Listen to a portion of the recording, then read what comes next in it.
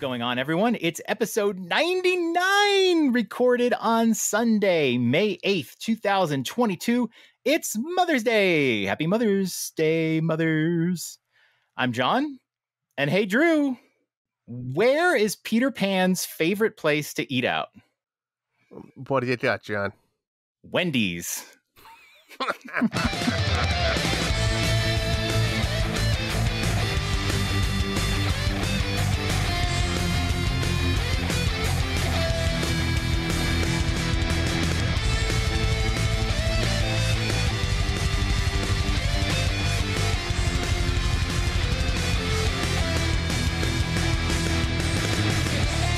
Shut up and sit down, because it's the best day of the week for your favourite podcast, the Dads After Dark Show. And here are your hosts, John and Drew.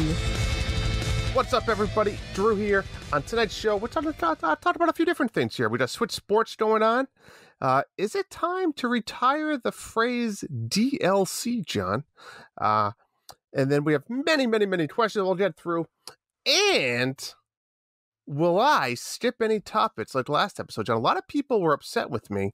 I said I was going to talk about some Discord comments, never got to it. Right.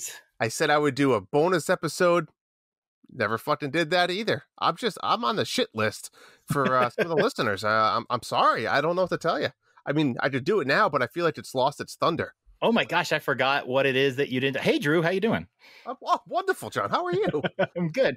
I forgot I think you were going to talk about the names that were going on in the Discord.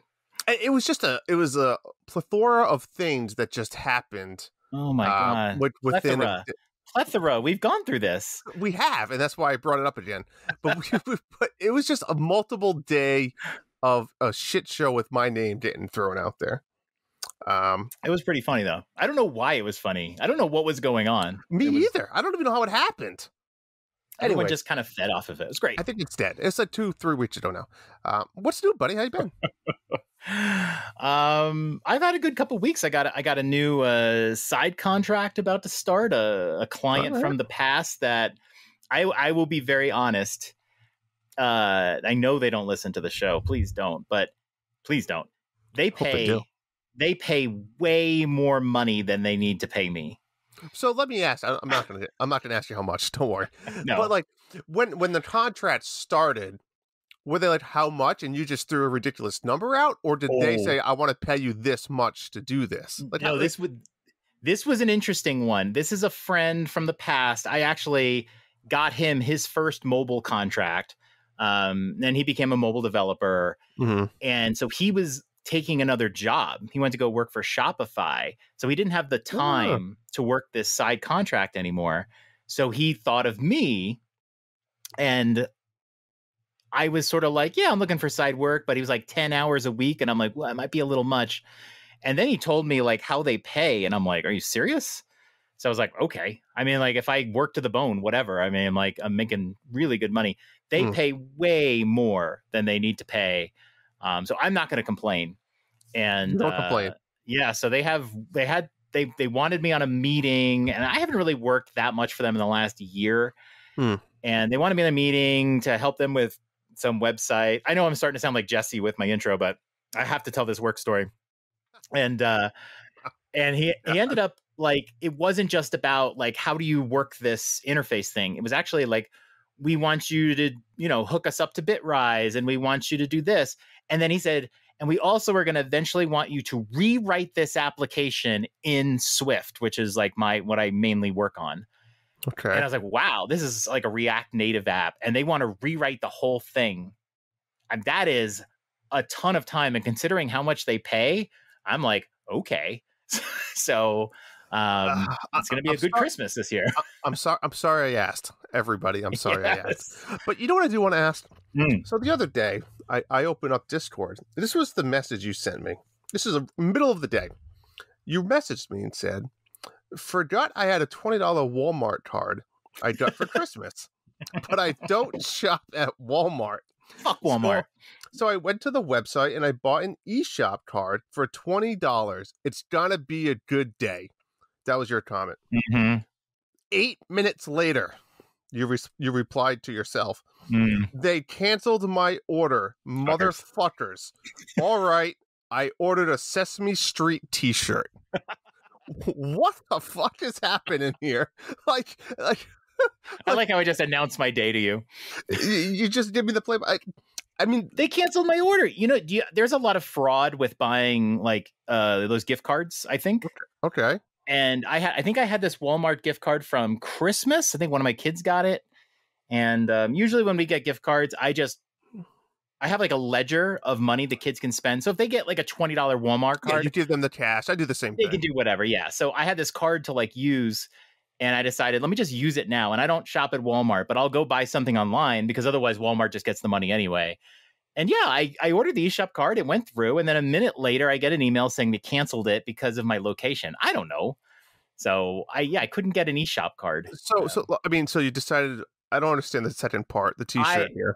I did a search for items under $20 and there was a T-shirt with a bunch of Sesame Street characters. And it says, I grew up on the street. So I was like, all right, I get my size. And then I have to pay $5 for shipping because fuck Walmart. And I just got that. Whatever. I didn't want to put too much. I didn't want to spend more than 20. So there's not much you can get. I'll wear it for the next show just for you, though. No comment. Okay. No comment. Move on. I also have a story now. I know I've talked about my kids being sneaky bastards. Never met you. I love your kids. I feel like I'm Uncle Drew to them, and they don't even know me, and I don't know them. But the stories I hear from them, like I secretly hope that they win sometime. I want them to outsmart you. Mm-hmm. Yeah, that's what I'm rooting for them. I want you to know that. It's one of those things when they do outsmart you, you're almost a little proud. You're like, that was pretty clever of you. Yeah. I mean, exactly. I fucking got you, but, and I have a story to tell later about my oldest, Cedric, but I did want to throw in real quick. I went into, when I go to my son Sebastian's room, he has to leave his door open because remember the whole Discord story with him and Minecraft and all that? The sword of 1,000 truths or whatever the fuck it was. Yep. Yeah. He still is not allowed to keep his door closed. And so he'll leave it open.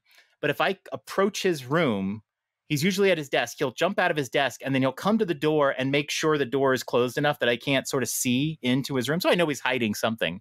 And it's usually because his room is dirty. So it's not like porn. No, right.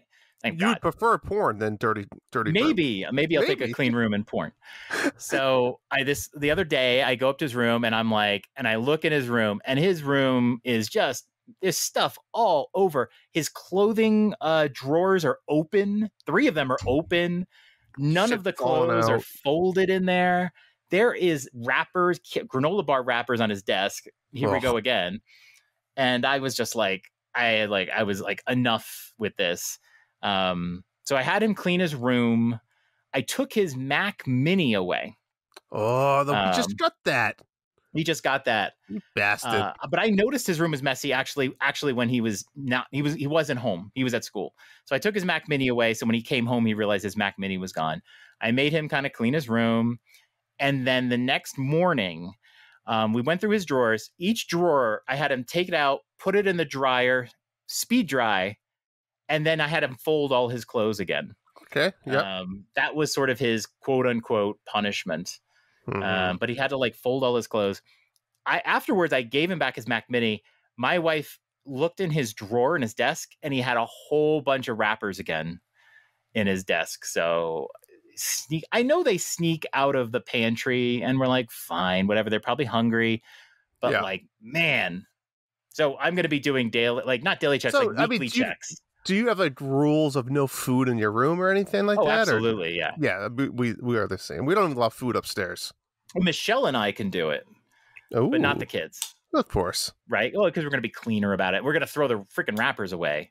Yeah. But I think what they do is they'll come downstairs, they'll go into the pantry. I've told you before, I'll be in my room playing a game. My son will come into the room, look at me and he'll look at the screen and then go, oh, hey. And then he'll leave. And it's like, what was that? And it's like, it's because they're checking to see I'm in here and occupied. And then they go into the pantry and then they go to their room.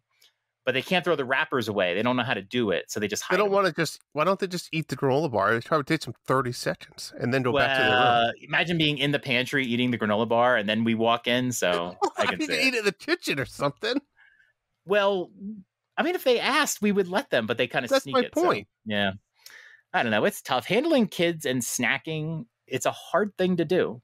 When are they doing it too much? I mean, they're I don't know. I've thought about putting like locks now on the pantry. I don't know, but it's not the worst problem. John. You have growing boys, all right? They're going through puberty. They want their fucking food.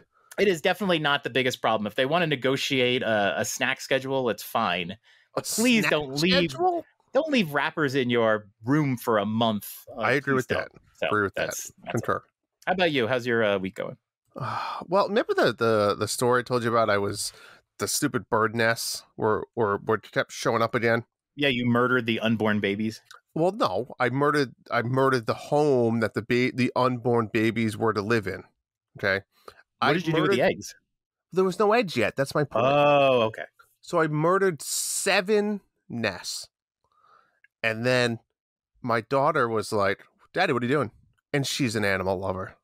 Daddy, what are you doing? Are those bird nests? What are you doing with them? So, nothing. No, I just, I don't want birds shitting in the pool, honey. And she's like, "Well, don't touch them." So then, Zoe. So then, like 2 days go by, and I was like, "Look at the size of that fucker." There was a huge bird's nest. And I went up there, and now there's 3 eggs in there. Yeah. So what did you do? I took them. No, I didn't took them. I fucking lost. I battled nature this time, and I lost. I had to leave it. Did Zoe find out about them, or you actually have a conscience?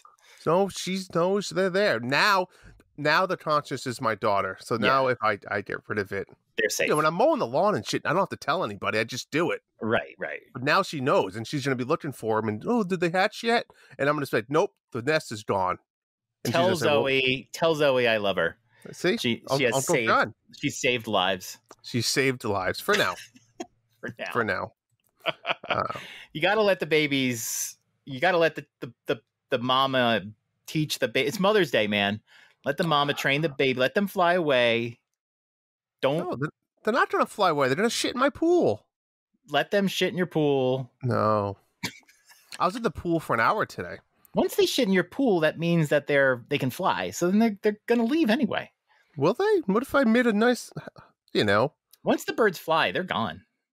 Right? I mean, where are they going? I'm in the woods. They want to live there. Yeah, but they don't want to live by your pool. They're like, I'm going to live by this asshole. Good. I hope they drink it and die from the fucking chlorine. Anyways, that's all I got, really. I've got, busy week, but. Oh, good for you. Life. Hey, we did I did an episode a few days ago on Nintendo's 2022 tanking.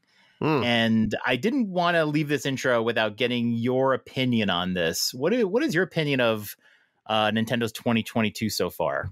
Well, I can tell you as a stockholder, John, I'm not happy. You're a stockholder. They are close to, I think they're within like $1 or $2 of the 52-week low. So that means in the last 52 weeks, this is just about the lowest the stock has ever been.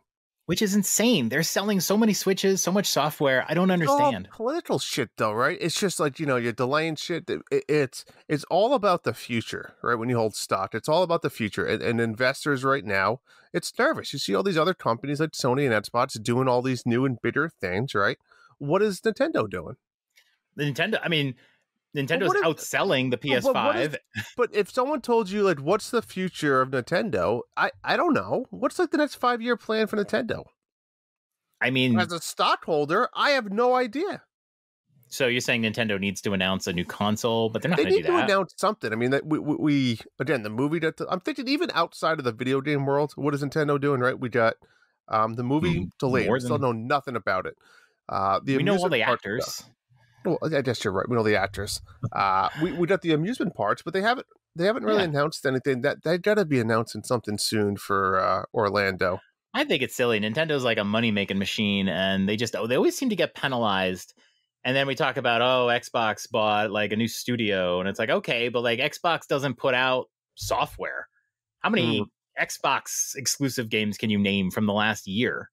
Nothing. True.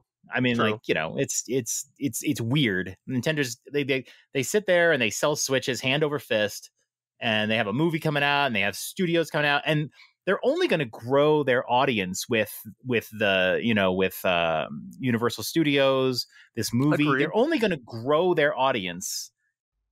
Yeah. And like nothing, like what's PlayStation doing?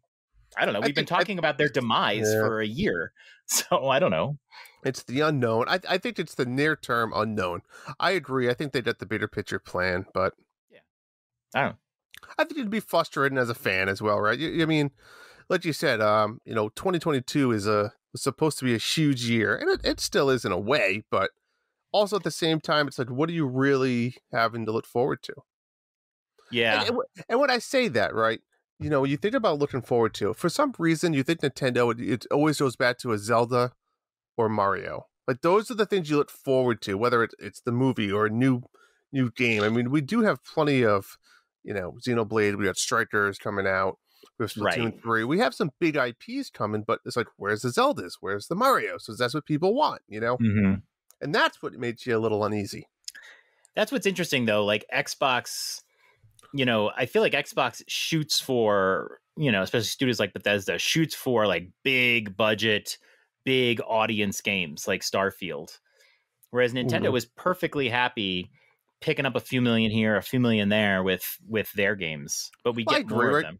I think we've talked about this once a long time ago about, you know, our video games getting too big in general, right? Like you said, it's irrelevant if this game comes out and sells 100 million copies, right? Who gives a shit if it costs you, you know, X numbers of dollars to make, right? Like, meanwhile, like you said, Nintendo's pumping out 10 games at $10 million each. Right. You know what I'm saying? I personally would rather have the 10 games. Yeah. Even if they're not these massive, you know, cinematography type games, I don't care. Well, right. Yeah. Like, you put out Starfield and you're saying we want 300 hours of your time, but it's like, I get just as excited about a Fire Emblem game. And maybe all those 10 games, I'm really excited for 4, but that's 4 games I'm really excited about that you didn't have to invest 7 years to develop. Correct. Right. Yeah. I mean, I think that's just any console that comes out with 10 games, like you said, what number are you going to be excited for? I think a 4, you know, probably 2 or 3 you're going to be like really excited for. And then you have like that middle tier, and then there's going to be some you don't care about. Right. So the more games coming out, the better your chances are of getting stuff you like. Exactly.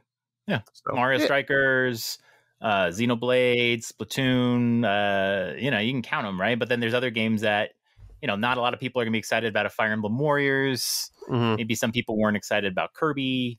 But you still get enough, and the games don't take forever to come out, unless it's Breath of the Wild too. Or Mario. Right. Yeah, or Mario. Good stuff, though. Where is Mario? I don't know. Anyways, all right, let me have a little word from our sponsor here, John, because summer is coming. Right around the corner. The sun is shining, shirts are off, I'm laying on my eggplant in my pool, and my balls are smooth. That's the key. You heard that right. Your friends at Manscaped are here to make sure your beach balls are as smooth as a Floridian sand. What? Just reading the fucking ad. Just reading the ad. In summer, you want to kill some cold bears and barbecues, not kill the vibe with pubes peeking out of your swim trunks. We've all been there. Remember talking about the sideburn dick?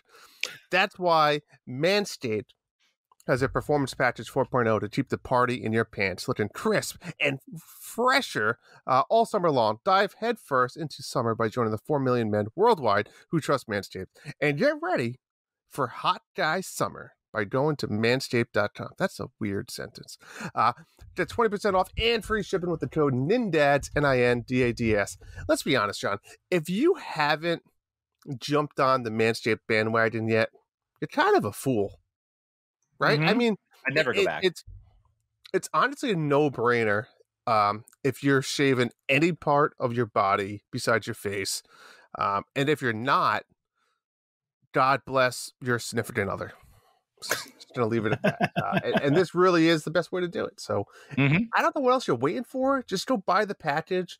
And like you said, even I do love their other products, the shampoo and all this other, you know, I used the ball toner the other day. I'm not going to lie. With this summer stuff coming around, you know, you just need to freshen up. It's like putting deodorant on your arm. You put deodorant on your balls. Why not?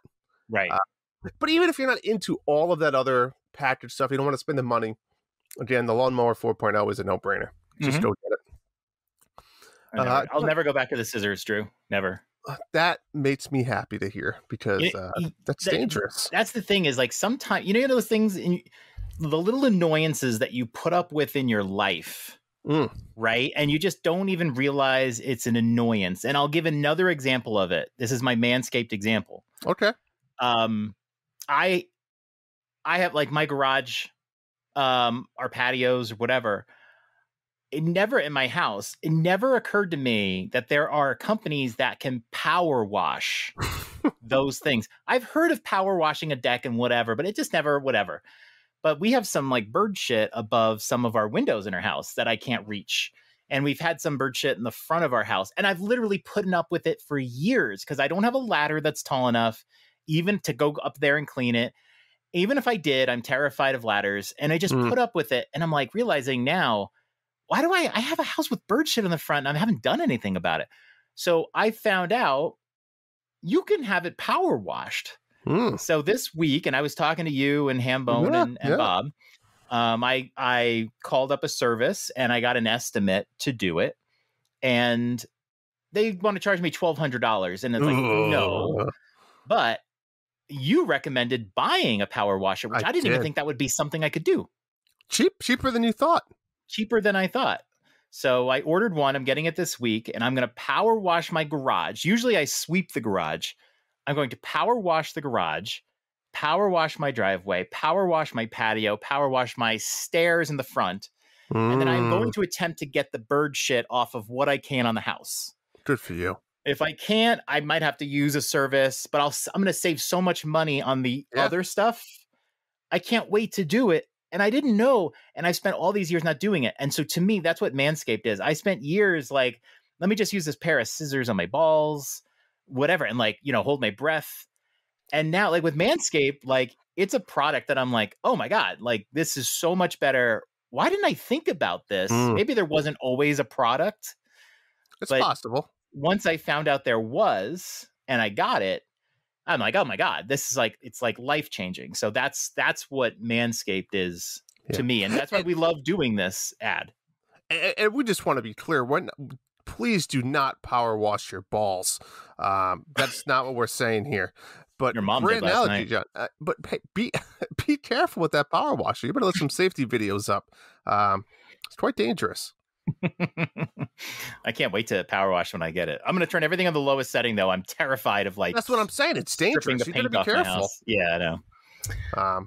Anyways, John, why don't we talk about some bounties that we have going on? The bounty board. We have 3 bounties. We haven't cleared a bounty in maybe possibly a month when Dylan took the Kirby bounty. So one of other people. One of these bounties I knew it would take a while, so that's fine. 3 bounties we have again are the Lego Star Wars Skywalker Saga. Get all 1,166 Nobody's Kyber doing bricks. It. Nobody's doing it. Marty is working on it. I know. I've been working on it, and I feel like I have 80. Yeah, and we're not taking this bounty off.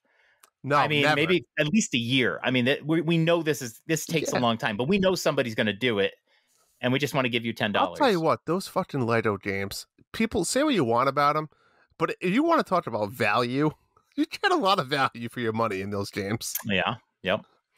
I actually might get it for PS5. But that's besides the point. I'm waiting for a big sale. I don't want to buy it now. Yeah, wait, they always go on sale. You gotta wait a couple more months, but it'll be on sale. Yeah.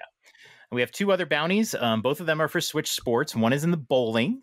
You do the special mode. You can do it on beginner, and you need to score 250 points or more. Jesse's son, Link, is on this. I don't think his name is Link, but that's his handle. So I'll say that's his Link, handle. Yeah. Link. He scored a 244. He is on this one. So we are waiting to hand over money to him. And I don't want to lower this one, Drew. No. Because I think he's having a lot of fun trying to get it. And if we lower it, I feel like he took something away from him. Yeah. What a minute, So we're going to keep 245? this one. Yeah. And the other one is a soccer bounty. You play 1-on-1 against the computer. You can do beginner mode, and you have to score 10 goals. This one I want to talk about, Drew. I question if this is doable. This might be hard. You have 3 minutes, so you have to score at least 3 goals every minute. Is that possible? If it was a 4-on-4 game, I don't think you can score 10 goals. I don't think you can. 1-on-1, the reason why I did this one is because 1-on-1, you just have to get past one dude, and it's all about accurate shot. That's the key, because you could put me on a breakaway in that game, and I would miss the net. It is pretty hard. I propose, Drew, right now that we lower this bounty to 8. I think have you tried this? What have you got? I haven't tried this one, but I played a ton of soccer today, and we'll talk about that a little bit later. I have played a ton of soccer. I have played some 1-on-1. I feel like 10 is asking for perfection. That isn't really fun. And doing 1-on-1 isn't the most fun. The bowling special mode is fun to do. But I don't know if this mode is really fun to do. And so if someone has to try 10, 20 times. So I would like to lower this to, let's say, 8 for this week. Right. Are you okay with that? I'm okay with that. All right. So we are going to lower this bounty, score at least 8 goals against the computer, 1-on-1, and we'll give you $10. Officially lowered. Done. Those are our 3 bounties. And why don't you update us on Mario Golf Monthly Mayhem? Mario Golf Monthly Mayhem. Mario Golf Golf League 2 has been going on. We are just wrapped up week 3, entering week 4. This game's tough. It's hard. I think people are getting frustrated with it. Last round you would have enjoyed. We did a little bit something different. We did speed golf, and it's a little bit different than what you're used to on Super Rush. This one is you don't run to the ball, but there's a timer that's just clicking while every shot you take till it's in the hole. Then it pauses it, and then it starts it on the next hole. So it doesn't matter what you shot, like if you were how many under, but it was how fast. So you could technically do better than somebody but lose, because it's all about just rapid fire.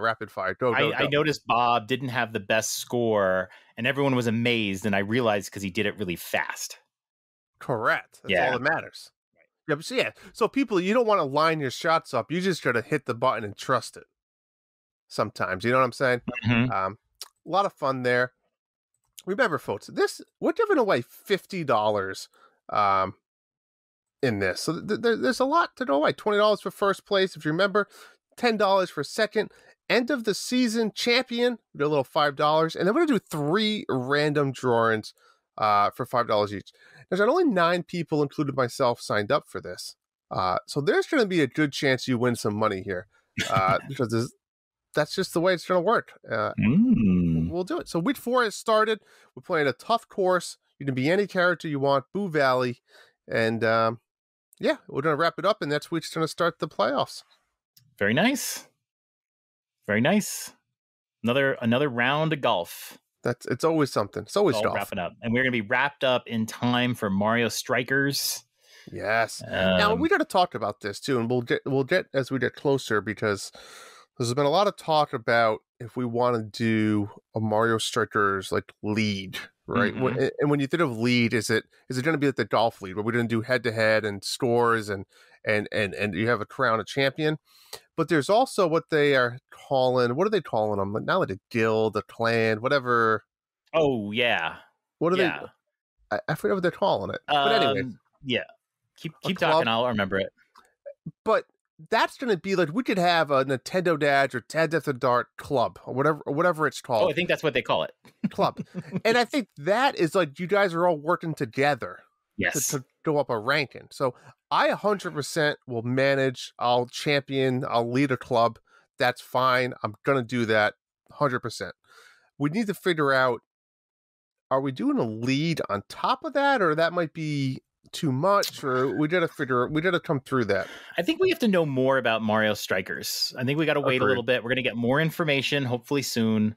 Yep. About it. The club, it's one of those things where the game's going to come out on a Friday. I think we just need the weekend to dork with it. Agreed. And then come up with an idea. Yep. But hopefully there's going to be some modes in that game. And I know Agreed. I kind of like badmouth some of the sports output that's come up over the last year. But I hope there's going to be some modes that we could use for a monthly mayhem. Yep. And then use the league for playing online. Yeah. Yep. That would be fun. Yeah. But again, I'll 100% be running a club. So if you're interested to join, we'll name it, Dads of the Dark or Nintendo Dads or Sex Club. The Sets Club. The Sets for Bombs. Sweet. Yeah, all right, can't wait. That's it. All right. Let's talk about what we've been playing. What we've been playing. Drew, you and I love when we play the same game at the same time. I love it. It's so much fun. It makes it more fun. And It you does. and I both played Nobody Saves the World. You finished it a few days before me because I was occupied with something else. But we've both finished it now. Let's wrap this up. We had some good things to say about it last time. Yep. Now that it's over, what do you think? Yeah. Last time I was absolutely obsessed with this game, loving this game. We talked all about it. So listen to episode 98. Don't know what the game's about if you don't remember.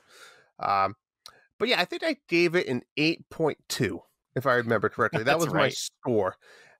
I will say that the later half of the game, maybe the last third, I think the first 2/3 are like go, excitement level, like unlockables.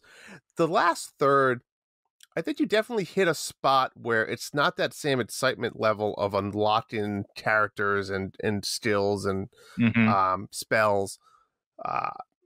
But I will say it was still a lot of fun. It was it was a unique, different game. If I had to again look back at it now that I've completed the game and give it a new score, I'm going to stay with it. I think it's still an 8.2. I think it held up for the most part. I don't think the last third of the game, escalated it to be more than that, but I don't think it definitely dropped it either. I think it just kind of maintained it. So overall, I recommend it. I think it's what is it, like a 20-hour-ish? 15? I think I beat it in 20 hours. Yeah. Great. I loved it. Fantastic. It was a lot of fun. I mean, I'll remember it for a long time because it was unique. What about you? I kind of agree with that. I think it was one of those games, and there's a lot of games like this, where when you first start it, you're like, wow, oh my God, this game's so awesome. I can't wait to keep going. And that was like Elden Ring for me. It was like, this is amazing at the beginning. And then it starts to like kind of level down a little bit. Yep. But I feel like it did level down, but then it leveled out, and it was fun to play the whole time. I think definitely, like you said, it gets a little grindy because nothing really different is happening. You go through a whole bunch of these castles. 5 of the castles are the big castles that you have to have many what are those little wand items to get in? Yeah. And basically you get those wand items by finishing quests. And so there's 5 of those. The other ones are all optional, but they're a good idea to do because it'll help you level up. But that it's like, it got repetitive. It's like, do this castle, do this castle, do this castle. You find this castle. And each castle had some little trick to it. Sometimes the enemies hit for an extremely high amount. Sometimes you couldn't heal yourself. But overall, it was, like, okay, I got to get through this castle. My big complaint about it was there was a few castles at least where you play a couple times and you die. And you just decide, all right, I'm just going to run through the castle, because if you get to the boss of the castle, you step on a square that can warp you to the beginning. It's kind of like the Zelda games. It will warp you back to the beginning. And now if you die, you don't have to go through the castle again. So I would like run through the castle, run past everybody, get to that spot, and then work on fighting the boss. Yeah. And then maybe I would go in and use it to grind. But like, I didn't feel like I had to get through the castle. So I think there was 2 or 3 castles that did not allow you to do that though, because you had to kill like 50 enemies to unlock a gate or something, Yeah. But no, like I said, it got to the point where it was repetitive, but overall, like it was unique enough to hold my interest through the game. Like if it was 5 more hours, I could have maybe struggled. Right. Do you know what I'm saying? If it was that 25 to 30 hour range, I feel like there would have been a problem. It would have been, but this is a game I would love, love, love to see a sequel. I want like all new characters, maybe get rid of the Calamity idea and make some, and put a different type of world aspect on it with all new, unique characters. I think it would, I would enjoy it. I'd pick it up. I wouldn't mind an expansion to it. Just this game. I think there's a lot of characters to unlock. And I like the way you have to unlock them is by basically leveling up those various characters. I hate to say that there's probably too many characters because I don't think there was a ton of characters. The thing about it, as you got to the middle and end, is you would unlock a character, but by that point you've grown to love, I love the rat. I love the magician. And then once you can like take anybody's power and bring it to another character, you're just sort of mixing and matching an ideal character. So I would often play the rat, but I can, use extra guys. And I had, an attack. I had the detonate and, that sort of thing. So when you unlock a character, like I unlock a bodybuilder or you unlock the dragon, it was like, okay, I unlocked a character, but I want to use this guy because this is the guy I like. And I finished the game with the necromancer, who was kind of a later character to unlock. Yeah, he was fun. I liked him. Yeah, but like the dragon, like I tried the dragon. I was like, I don't like the dragon. That was the final character to unlock. Yeah, but you could also once you level them, once you move their rank up by letter grade. Yes, you can then upgrade their spells. Right. So like the dragon at S rank with all upgraded spells was pretty damn powerful. Okay. So I totally agree. Yeah. That's actually what makes the post game fun is you can stay in this game and just keep doing those quests. I still might come back to this game because there's a ton of quests that we haven't finished. Yeah, I didn't do all like the mini castles. Did you? I have some areas in the map I haven't seen. I don't think I did all the castles. There was like one really hard castle that you kind of find early in the game. I don't think I ever went back to, but I can totally see going back here and trying to find more stuff. Yeah. Trying to S rank all your guys. Some of the quests were kind of annoying. Agreed. Some of them, like I could S rank. I S ranked the rat, the egg, the ranger, I think. But like I did a few. Some of them are just weird. They're like, use the power from the bodybuilder on the ranger and I know. Do it 100 times, stuff like that. Silly. I agree. It's definitely a game that you can sit in and just keep completing more and more and more. It's just going to be a lot of the same stuff you're doing over and over again. So we'll see. I might go back to it or not. But yeah, it was really fun. It looked fucking amazing on the OLED screen. If you've got an OLED and you're looking for a good game to play, this one looks amazing on the OLED, and the frame rate's so good, and the color, oh my God. See, I mean, you brought this up a long time ago. I mean, I 100% agree with you, but like, I have an OLED TV, so all these games look equally as good for me on the TV as well. Yeah, I don't have OLED anything. It woke me up. I'd like to upgrade my iPhone at some point and get an OLED iPhone. Yeah. I'm all aboard OLED now, so it's a game changer. Yeah. Okay. Yeah. It was really fun. Like I said, it's not game of the year for me. No, I agree. But it was a really fun game. I don't know if I'll remember it a year from now. It was a fun, solid game. But Absolutely. When, a year from now, I might forget it. But someone says Nobody Saves the World. Oh yeah, that was that game. You had to unlock the different characters. That was cool. Yeah. Like that. You know what I'm saying? Yeah, I'll tell people you should play it. Yeah, agreed. I think it just lacked a story, and I've become an old softie. I like a good story that makes me feel something, and it had none of that. It didn't. I hate to say it, it's one of those games halfway through you're trying to skip in the dialogue. Yes, because you just want to play the game, and you're really interacting with like one, maybe two characters. The girl that's telling you to get all the shards, and then the other wizard guy. That's it. Well, then there's the three different guilds or houses that you can do their quests. The wizard house, the knight house, and then I don't even really consider them part of the story, though. No, they're all side missions. Yeah, but anyways. Definitely play it. I'll go first. After playing Nobody Saves the World. You know how I usually have a game that I'm playing on my PS5 and a game I'm playing on my Switch. So my PS5 game I wanted to talk about because it came out on the Switch is Disco Elysium. So this game was I think it came out in 2019 and it got Game of the Year mentions a lot. Really? It did? Yep. Oh yeah. I play the best games, Drew. That's debatable. Yeah. So I've been wanting to play this game. It wasn't on Switch. I was kind of waiting for it to come on Switch. Then it was announced for Switch, but it was taking a while to come out. And then they put out the final cut, which is sort of an enhanced version of it. Came out on Switch. I was ready to buy it, but they didn't have the physical version yet. So I was like, I'm going to wait for the physical version. Then I had heard that it had some performance issues on the Switch. So I had it on my my buy list, and I finally got it for PS5. I got it on sale. And I didn't really know what kind of game it was. It's just one of those games where I saw a trailer and was like, I want to play this. So it's a point and click adventure, essentially. And when I say point and click, I mean the genre. I know you're literally not using a mouse for this. Excuse me. But basically, you are this drunken guy. You wake up from an incredible drunkenness, and you don't even know who you are.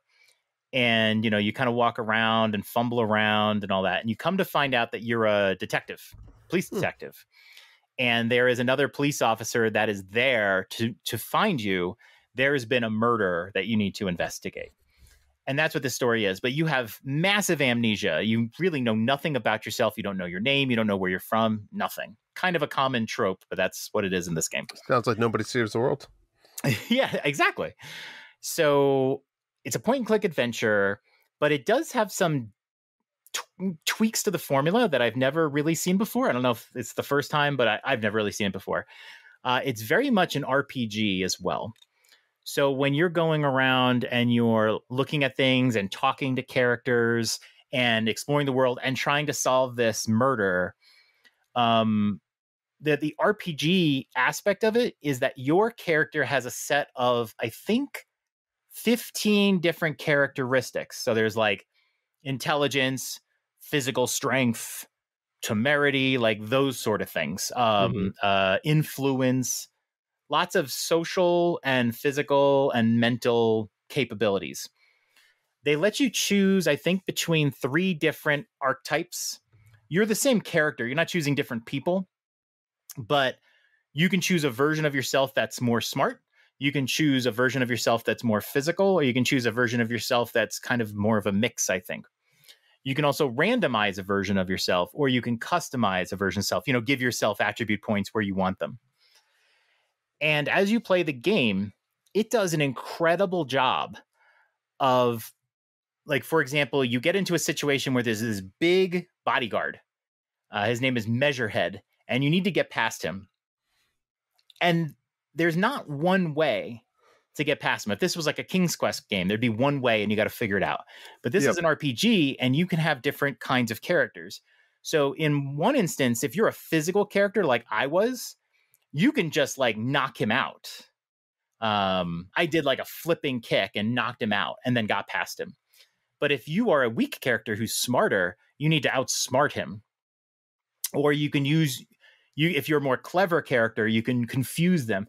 There's like multiple ways to get past obstacles in this game, depending on who you are. That's clever. Yeah. And then on top of that, it's not enough to just say, I'm an intelligent character, so I will outsmart you. Yeah. It means that if you take a certain path in dialogue, you have a percentage chance of fooling them. So you might get to this part of the dialogue where you can fool them, and it says, oh, you have a 72% chance of success. Or it might have 30%. Yeah, I got right. You. Yep. So it's like a dice roll, literally a dice roll. And if you lose, oftentimes it then locks that choice.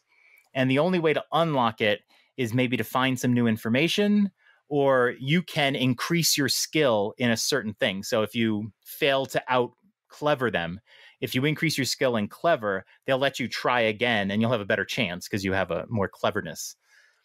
And it's kind of like you have to decide. Now, you can save scum in this game, which I think sucks. So you can like save it, roll the dice, you fail, just load your game. If you don't mind doing that sort of thing, you can totally do that. I did it a time or two. But overall, I would say don't, especially early on in the game. Don't. Just explore the world. You'll be able to try it again later. It was really interesting. And I said I played through as a physical character. I beat the game, really enjoyed it. there is a lot of dialogue. Early on, the dialogue was perfect, and it is really well voice acted. I mean, this is one of the best voice acted games I've ever played. It is incredibly voice acted, and just about everything is voice acted in the game. But there is some lore in the game, and there's also some political stuff in the game where you can make your character kind of choose to be a communist or choose to be a capitalist or something like that. And that will actually influence dialogue trees with other characters. So it's all very interesting. But they sometimes get too much into the lore and too much into explaining what communism is and all that stuff. And it's like, okay, I don't mind that stuff in the game and having that affect your character, because then you can play it different ways. It has it has great replay value. However, the dialogue gets really chatty sometimes when they do that. So there were some character interactions I play where I was just like, oh my, okay, just fast forward. When you have conversations with a character, when you find out certain things, it might give you experience points, just like in a regular RPG, you'll get +5 experience. And sometimes you're just like tap, tap, tap, tap. Oh, experience points. Tap, tap, tap. Let me try this dialogue. Tap, tap, tap. Ooh, experience points. That happened a time or two, especially as I went through. And the voice acting is great. But if you sat there for everything that was voice acted, it would take forever. So you did skip some stuff. But the game has great replay value. I would love to play it as a more intelligent character and go that way. I would love to like change some aspects of myself. It has some really fun achievements. Like if you, there's like this inside joke where you'll say, I am the law. And I think if you say that 8 times in 8 different interactions, you'll get an achievement. So there's just some fun stuff. It's really great. And I played the Final Cut version because it was just a free upgrade for everybody. I don't know what this game was like before Final Cut. I definitely would like to see like what I did that was part of Final Cut. But I really enjoyed it. I'll definitely play through it again sometime in the future when I don't have much to play. Definitely recommend it. I don't know where the Switch version is with this. So right now I would say I'd recommend it on another console if you have another one. But I know my friend Ryan played through this on Switch and he didn't have any big complaints with it. And I think since he played it, they've actually patched it and upgraded it. So it should be fine on the Switch as well. But really fun. Disco Elysium. Great little game there. And the other game I'm playing on Switch, I just kind of started yesterday. It's a game called Vampire, Vampyr. I chose this game. It's made by Don't Nod, who's one of my favorite developers, and I hadn't played this game yet, and I actually owned it on a cart. So I decided to give it a try. It definitely tries to be like a 3D world game. It definitely is not The Last of Us. It's definitely not The Witcher. It doesn't look super, super fantastic. This is on the Switch? This is on the Switch. It's on all consoles. I actually tried it on with my PS5, my PS Now trial. But yeah, I'm playing it on Switch. You play a doctor named Jonathan Reed, and you wake up and you're essentially a vampire. And the story, I'm probably like an hour and a half to 2 hours in. The story is basically him trying to figure out what's happened to him. How did he become this way? He's a surgeon, so he's a doctor. He wants to know what happened. And he's just tracking down information, and that's sort of the goal. I don't know where the story will go. That's just what I know now. What made you pick this up? Is this new or no?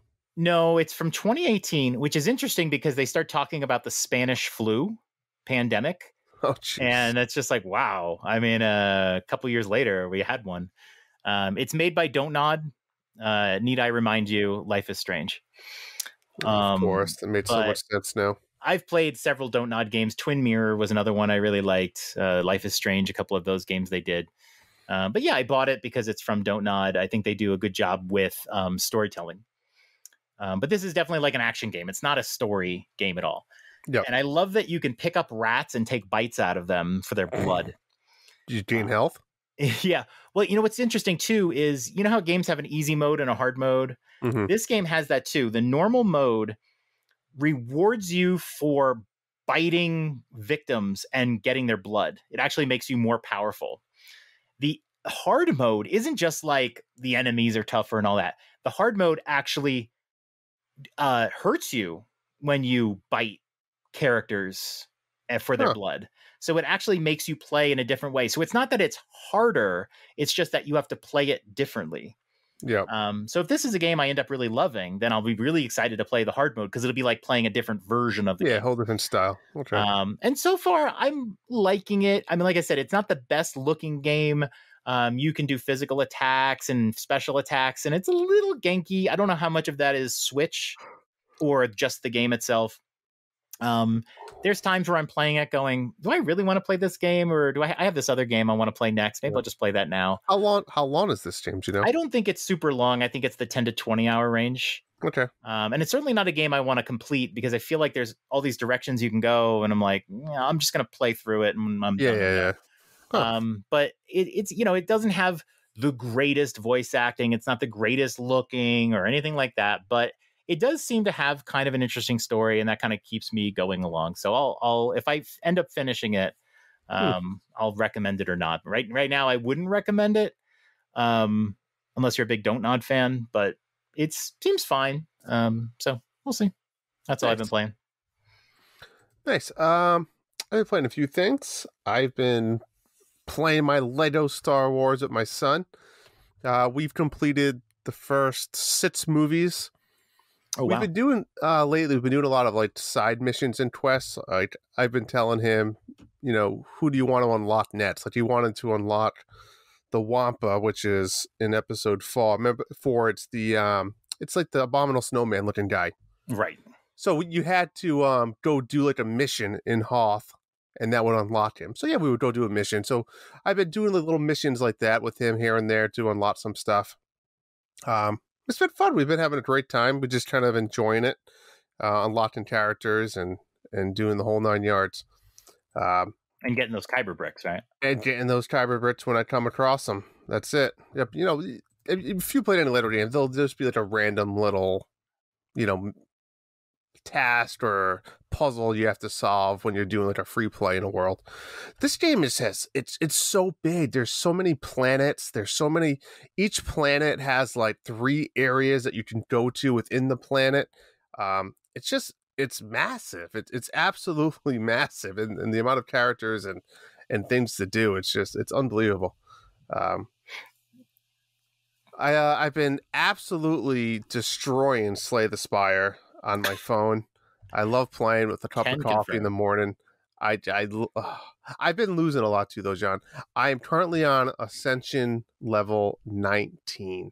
Insane. So I've been struggling. 19 is, my strategy has been changing. So like from 10 to like 17, I would go after as many bosses as I could, because those bosses give you relics, which obviously make you very powerful. Right, the elites, right? Correct. But now, like, all these Ascension buffs have been stacking up that when I fight a boss, if it hits you like 3 or 4 times, you're dead. and the problem is their health is like 100 and 120 for just like a normal level boss. So if I kill it, it brings me down always to like 15 or 20 health. It's a hard recovery. Mm-hmm. So now I've been trying to look for like campfires, like, and trying to go through the path that has a lot of campfires so I can heal. Again, which I hate. Healing is not a good strategy in Slay the Spire. It's not a great strategy. You need to be upgraded constantly. So I guess my question is, once I beat 19, I'm assuming I unlock 20. But I have to beat 20 as well, right? Yes. And I don't know what happens, but if you want to beat the heart, you have to beat the heart. Oh, you already beat the heart? To beat the heart, you have to beat the game with all 3 characters. Not the expansion characters, the 3 characters.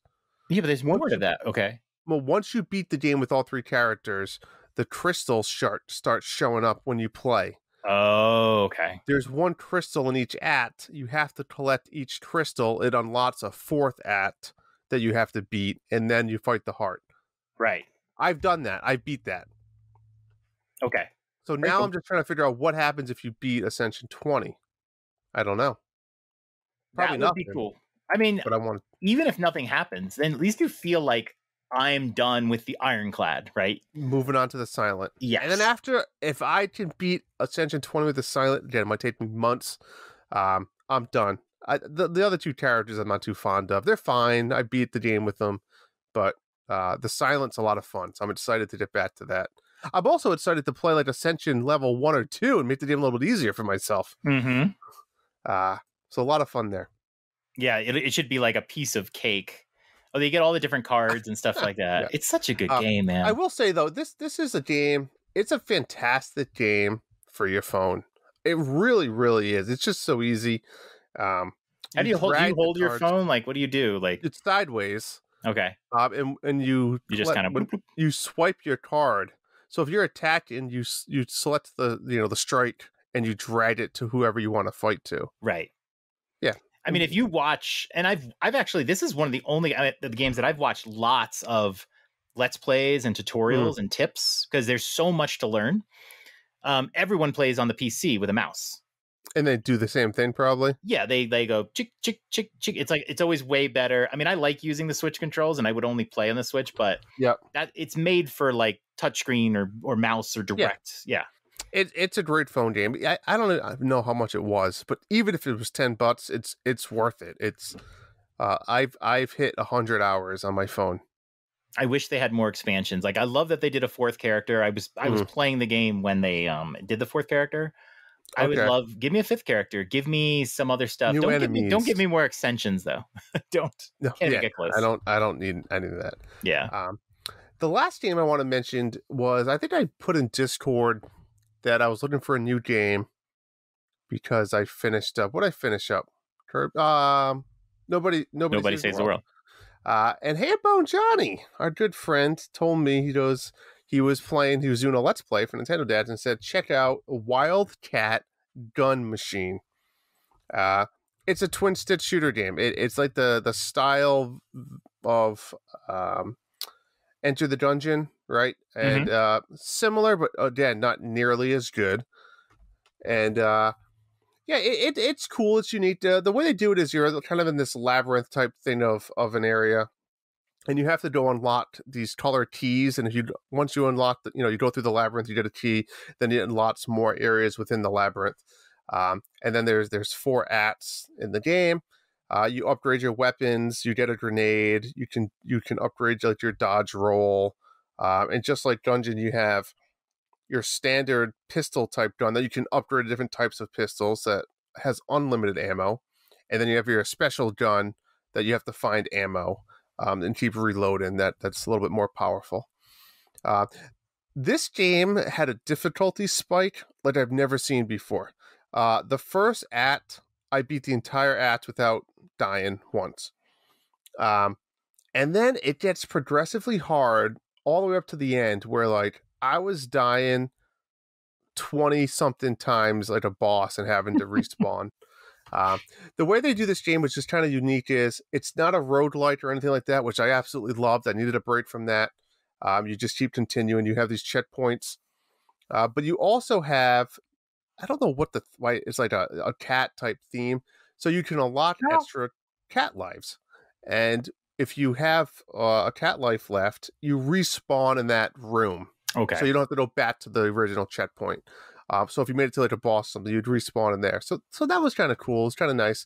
But like I said, the game gets really hard. It's definitely that bullet hell type style where there's just thousands of bullets on the screen and you're running around dodging them. I'm going to give a little spoiler alert. I don't think you're going to play this game, John. I'm not. It's not really a spoiler. I just want to talk about the last boss in the game. Because I hate when games do this. Like I mentioned, the whole game, you have you hit your L, you dodge. And just like those types of games, you can dodge like through bullets. And, you've played these types of games, right? Yeah. Like if you're rolling or dodging, you can't get hit. So the final boss, this thing pops up on the screen. I'm prepping for him at my checkpoint. I got my favorite guns. I got I switched my grenades. I'm ready to go. So as soon as you enter the last boss battle, it's like, this is the last battle. And then it says, push L to switch between dark and light mode. And I'm like, what? I said, L is my dodge. Like, how am I going to fight a final boss and not be able to dodge? And then they get rid of all of your guns. you have one gun with unlimited ammo now. And what it does was, so if you hit L, you get like this black circle around you, and you shoot like black bullets. If you push L again, you now have a white circle around you, and you shoot white bullets. Oh, I've seen this. And so when the enemy shoots both color bullets, so if you have your black circle on you, you can't get hit by black bullets. Mm-hmm. If you have white, it fucked with my brain so hard because there's thousands of bullets on the screen and you're trying to go back and forth between the two. And I was like, I don't think I'm going to beat this game. Like, I was like getting 10% of the enemy's health and then dying. Like, I was like, I don't know what I'm going to do. I was thinking I might just give up. But I stayed with it. I played it for like an hour and I ended up beating the final boss. But I just hate games. It just brings up a topic of what's your take on a game that totally changes the mechanics in like a final boss battle? I think it depends on what they do. Yeah, what you're describing is sort of like Ikaruga, like a lot of some classic bullet hell shooters. So if you're into bullet hell games, you've seen this before. It is weird that they just do that for the last battle. And so you have to sit there and train yourself on this mechanic just so you can end the game. I prefer, if I'm going to train myself on that, it's a game like Ikaruga where the whole game is like that. So as I get good, I can continue on, but it feels like a waste. You've developed a skill for this one thing. Yeah. And like all the guns you've been unlocking are useless now because you just have this one pistol. Like they changed a lot of the mechanic. You could power up and you get like a special if you push Y and you go to like this big little robot thing and you have a shield and you shoot lasers. Like that's gone. Like everything that you learned and built up for was gone. Do you know what I'm saying? Like you try to strengthen your character. But anyways, overall, the game was okay. It was probably, like I said, it took me 9 hours. I don't know, probably in the 6 range, maybe like a 6.0, 6.5 around there. It wasn't terrible. It wasn't. What drew you to it besides like Hambone playing it? But like, was it anything? Said, hey, if you need a game, this check it out. And I love twin stick shooters like this type of style, like Enter the Gungeon and stuff. And it was fairly cheap. I think it was under $10. A Drew special. Yeah, I said, this is a perfect Drew special. Let me give it a go. And I just went for it. Okay. Do you regret it or you're happy? No. With it? Oh, I mean, what did I tell you I was even playing? I beat it in 4 days. Yeah. I beat it quick. I couldn't put it down. Don't get me wrong. I was addicted to it, but yeah, it's unmemorable. This is one that would be very unmemorable. Very cool. Very unmemorable. Right. That's exactly it. You can enjoy a game and then it's unmemorable. Yep. No story or whatever, but like, interesting. That's it. That's all I've been playing. I still am so jealous of you of Slay the Spire. I'm I just put in perspective, everybody. I got up to Ascension 5 with Ironclad. I think I had to play 35 runs just to get from 4 to 5. I had promised myself once I got to 5, I would then move on to the next character, get to 5. Like I was making 5 my top Ascension. I'm still working on Silent, but like the fact that you're at 19 is insane to me because I would have so much trouble. The first time I played Slay the Spire, I beat it with all the characters. I could not beat it at Ascension level 1. I mean, 1. And then I rebooted my save data when you played Slay the Spire. I started from scratch. And then I was able to beat some Ascension levels. But like that just shows you're able to get to Ascension 19. I'm at Ascension 5. I like it because with the Ascensions, there's a couple in there, like probably 3 different ones that really change the way you play the game. Like there is one of the Ascension levels in there. You start the game with a curse in your deck, and you can't remove it. It's an unremovable curse. Right. So like you have to start changing your style a little bit where like you don't want the cards that if you don't have, you can only use this card if you have only attacks. Like you don't want that because you're always going to have this curse. Right. So it gets tricky. And it's just, but that makes it fun. It changes the entire game style. Yeah. And a lot of them are bad. Some of them aren't so bad. Like there's one that gives you less like potions, that sort of thing. Oh yeah. I have like 70 health, only 2 potions now. Like I have curses in my deck. The enemies hit harder. It's like, Oh yeah, it gets tough. There is a the one that says heal less after boss battles. Usually, so one of the nice things about the game is you fight a boss. There's 3 acts, but like in act 1 or 2, if you can just get past that boss, and sometimes you'll go into that battle with less than maximum health because you use that campfire to upgrade a card. Yeah. But if you can beat that boss, you'll get your full health and move on. Correct. But when you get to Ascension level 5, you're not getting full health anymore. You don't get your full health back, and that's just like, oh my god! You get a lot though. What is it? Must be like 50 or 60%. 75%. Oh, 75. Okay. Ascension level 19, which is what you're at, says bosses have more challenging move sets and abilities. I don't know what that means, but it just means the bosses are tougher. Yep. Ascension level 20 is double boss. So you fight 2 bosses at the end of Act 3. After you defeat the first boss that can be seen from the map, you will immediately enter a battle with a different Act 3 boss. I don't think you get your health. That's not possible. I'm not beating it. I mean, like, most of those battles, how many times I have lost an Ascension level because of the final boss? It's many times I can get to the final boss.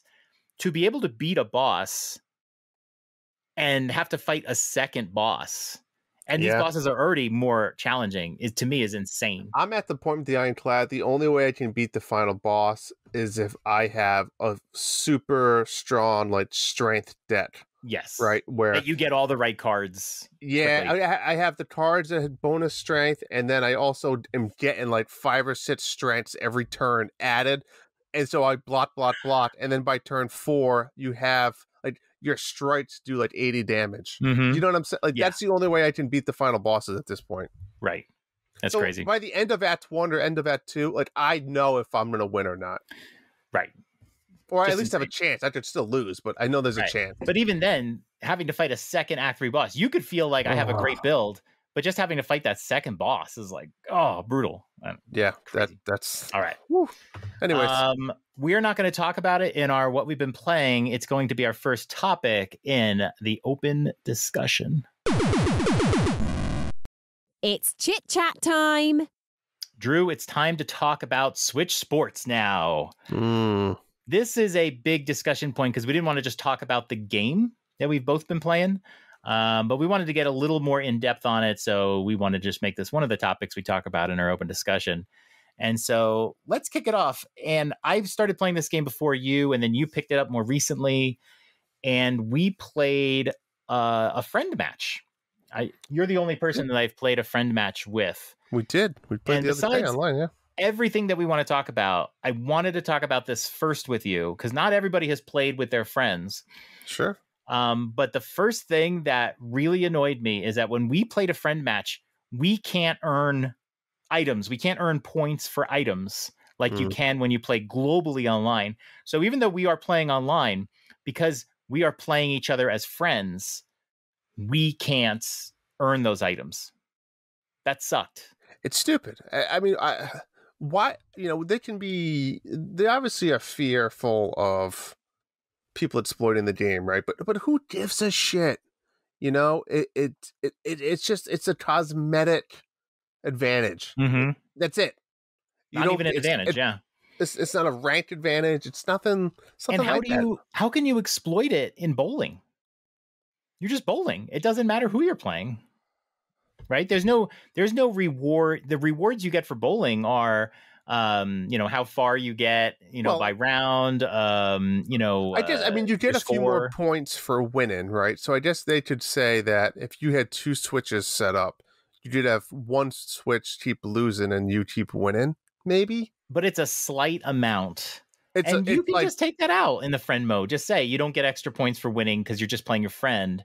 But if you score 200 plus, you scored 200 plus. What's the difference if you're playing your friend or not? You're right. I agree. I mean, so like, I don't want to play you because I'm using up time. We played for like 30 minutes. And we played for an hour. Did we? Okay, we played for an hour. And because we did play with Ibisel and Bob. Yep. But we didn't earn anything. So it's like that hour I could have been earning some points just playing globally online. But when I play globally online, I'm not playing with any friends unless they're local. And even then it's like one friend local. So I don't understand why they excluded it out. That was really lame. So I don't want to play you anymore. Good. Because I got shit to earn. If I earn all the shit, then I'll play with you. But that's it. Appreciate that. Yeah. What did you think about the game, though? Well, if you remember, I wasn't even it. going to get the game. Right. I was kind of against it. I wasn't against it. I didn't look entertaining to me. I went to Walmart the other day. I had to do some shopping, and I said, you know what? Let me go see if it's over there. It was there, so I said I'll buy it. Big box. And my vision was of it not being for me was true. I think for different reasons, though. I just don't think it's enjoyable. For many reasons. So we played. Our whole family went bowling. I came in last place. Lost my 5-year-old. True story. And my 7-year-old. It's exactly what I thought it was. It's just it's boring. It gets old so fast. So we played that night with my kids, and then I don't think I ever played again besides with you. I played with you, and that was it. Oh, really? Oh, okay. And my kids haven't asked to play it again. Wow. It's just there's no interest. And now what's a better time than ever to start talking about it, right? So when Brain Age came out, Brain Age did something unique that started, I feel like that's what kicked off this Nintendo, I don't know, their vision of how they're going to give you unlockables, right? If you're in Brain Age, you could get unlockables as well, right? And it was per character account, which I always had a problem with, right? So at the time, my kids didn't have Nintendo, even Switch accounts, not Nintendo accounts. They didn't even have a Switch account on my Switch because any game we ever played, I just used my account. And there would just be a guest, like Mario Party. They just put it as a guest. They put it because there was no advantage of them having an account when we played Mario Party or anything. So in Brain Age, they said, well, you have to, all your unlockables are per an account, which I thought was stupid, right? So we created them accounts. So now we have all our accounts. We made it all. We made all of our little Switch Sports people. And, again, we now have to go play online to unlock stuff. Right? Now, correct me if I'm wrong. Can you even play 4 people online, or is it 2? Usually it's 2. I don't know if there's one that you can play 4. I think it's 2-player local. It's 2. So if the family of 4, the 4 of us want to play games, we're going to go bowling, and we want to unlock stuff, we can't all play online. Exactly. It's not an option, right? So what are we going to do? Tell our kids or me and my wife won't play. Then the 2 kids can play. Now here's where it gets even worse. My kids do not have Nintendo accounts. I mean, they're 5 and they're 7. God, they have accounts on the Switch, but they don't have them linked to a Nintendo account. Yes, because it's not an official Nintendo account. It's just their name, Evan and Zoe, and they put their little avatar picture, and that's it. It's linked under mine. So that's where it gets tricky now. Is like my kids don't have fucking emails. So if I want to create a Nintendo account for them to unlock a fucking green hat that they can wear, I have to go create an email. I have to go to Nintendo, create an account for them, right, with a password and login information, go back to my Switch and put all 4 people's Switch Nintendo accounts in. And then again, we can't all play online together.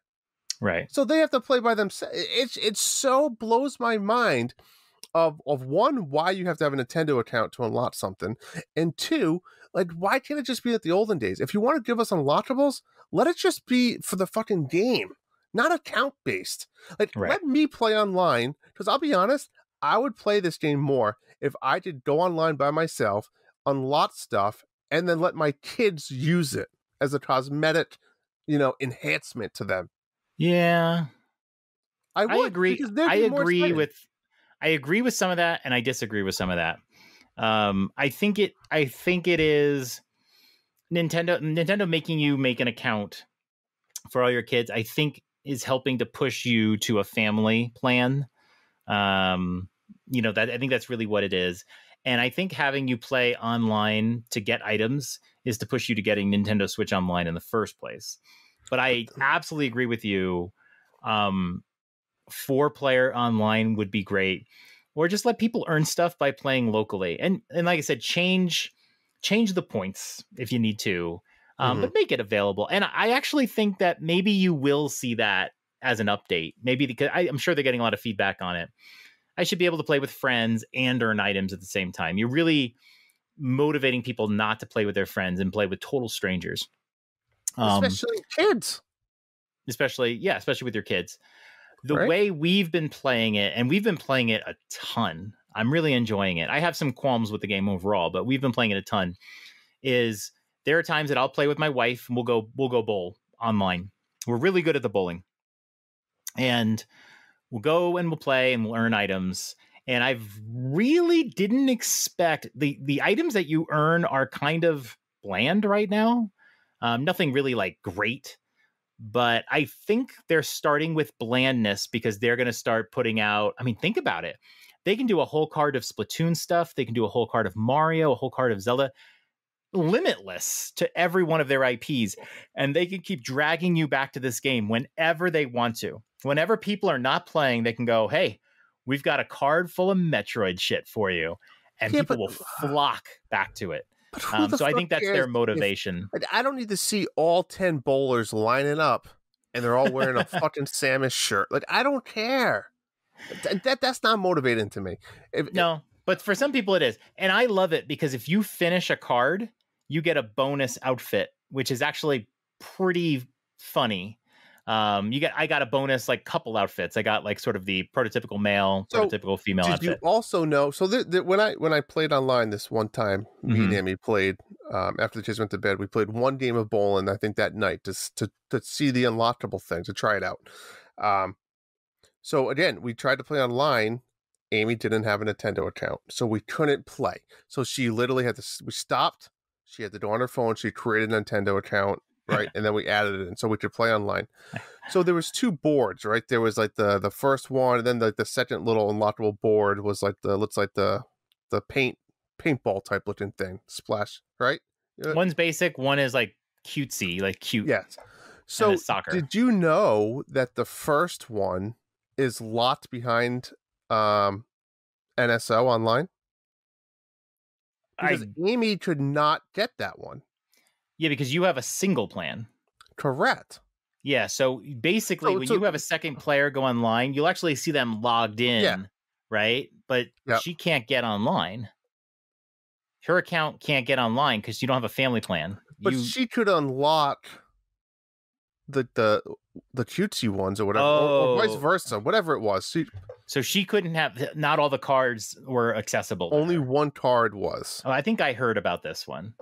Yeah, I mean, I get it though. They're hooking up the items you earn to your account. It's bullshit when you spend $50 for a game and then they hide unlockables behind a paywall. I know. That's what it is, a paywall. The thing that's shitty about it is that there's not a lot of content to this game, and we haven't talked too much about the game, but right now there's not a lot of content to the game. There's 6 sports. They're mostly pretty vanilla. Only a couple have a special mode right now. Bowling has a special mode, and then soccer has like a kicking mode, which I don't know anybody who's done so far. I've done. So they don't have special modes, and they are extremely boring if not for earning those items. So if you lock people out of earning the items, I'm never one to complain about you're hiding this behind a paywall, you're hiding this behind a paywall, the amiibos are a paywall. I usually never complain about that. Exactly. But there's no value in this game unless you can earn stuff and customize your character. Which is a paywall. Well, exactly. And there shouldn't be, because this game is not fun without it. So it shouldn't be hidden behind it. But that's my point. So for $50, you're getting a base game. And you can't even argue, well, there's more coming. One, that's bullshit because, again, it might be hidden behind NSO, or expansion pass. We don't know yet. Mm-hmm. But 2, it's irrelevant, right? If you pay $50, like, this game is not a Nintendo valued $50 game. I absolutely agree. Yeah, I totally agree. It's not. And for the average Joe that's buying this game thinking that they're going to play this game, I mean, it's kind of fucked up that they're going to have to go spend an online subscription fee to unlock a hat. Correct. And let's move past the items, because I think, that's really fucked up. I mean, that's the value of the game. What do you think about like the sports and the content. Yeah, I mean, I really think bowling's great. We tried the special thing. I thought that was fun, clever twist. I mean, the other ones were fun, like one time. You know, like I think tennis was fun one time. On tennis, you can't even move your character. You legit just swing backhand to forward hand. And if you swing too early or too late, it might go out of bounds. That's it. Yeah. We played that one, and I didn't get a chance because we played online. I didn't get a chance to have a tutorial. Yep. Like we were trying to figure out how to do different shots and couldn't. But you're right, it's pretty bland. The volleyball was pretty bland. It's pretty go bland. left and right. Badminton, super bland. Haven't tried that one yet. Super bland. I will say the soccer is pretty. They did a decent job. It's you referenced like racquetball type style. Yeah. I'm okay with the soccer. I think there's a good strategy with the stamina bar and everything. I like it. The sword fighting one, whatever it's called, I watched my wife do it. It's just, again, like, that's not something I could sit there and play over and over again. Like, that's just kind of, again, weird choice. Yeah, it's one of those games that actually can be very strategic. Like, it's all about, defensive positioning and all that stuff, but it makes it less fun. Yeah. And then, I don't really play that much. It just seems I weird. love the bowling and the soccer. I agree. Those two are great. Soccer is easily my favorite because it doesn't suffer from what bowling suffers. So I had been trying to figure out my strike stroke the way I did in the Wii Sports, where I figured out how to get a strike a lot of the time and then just repeat it. I find the Joy-Cons are way more touchy with the hook shots.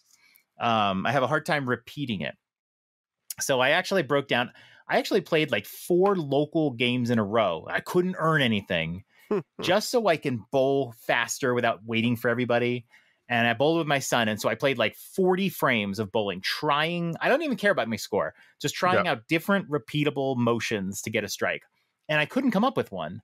And so I sort of cracked and said, all right, I'm going to YouTube. Let's see who's got a stroke. And here's what I learned. Do you know how to throw a strike, Drew? What's the secret? Now, in real, actual bowling, what is the best way to get a strike? Yeah, I mean, you probably want to come type of spin or an angle of the head pin. Right. You want the ball to go through the between pins. the head pin onto one side. Correct. What I learned online, and actually it was a pretty entertaining video, because this guy got beat by his wife after he had spent hours perfecting his strike stroke. And his wife came in, who barely plays video games, who doesn't bowl, and she beat him. You want to line up your ball dead center. That's the first thing. Not even a little bit off. You want to try to get as dead center lined up as possible. And then you want to roll the ball dead straight with no hook at all. Really? That is the strike stroke. So if you want to say that makes this game unreal, then yes, it is not real. Throw it straight. And the real practice is throwing it straight without curving, because it's hard to throw your hand. But you want to just try to keep it straight, level. Almost and then like what I open do your is, palm a little bit. Yeah, you want to get your arm up too, because you want to throw the ball fast. If you don't throw it fast enough, it won't really work. So you want to throw it fast and straight. And my wife and I and Cedric, we are like working on that. But like we've won online several times each. Just throw it straight. Now, it's fun to be successful, but the problem is I haven't attempted to throw a hook in 4 days. So, like, bowling isn't really as fun unless you are doing hook shots and stuff like that. Yeah. So I'm wondering if Nintendo will patch this. They don't usually. Will they patch? I honestly feel like they should patch this, because it takes all of the strategy of bowling away, besides the fact it's unrealistic, but it takes all the strategy away, because now you're just throwing straight shot.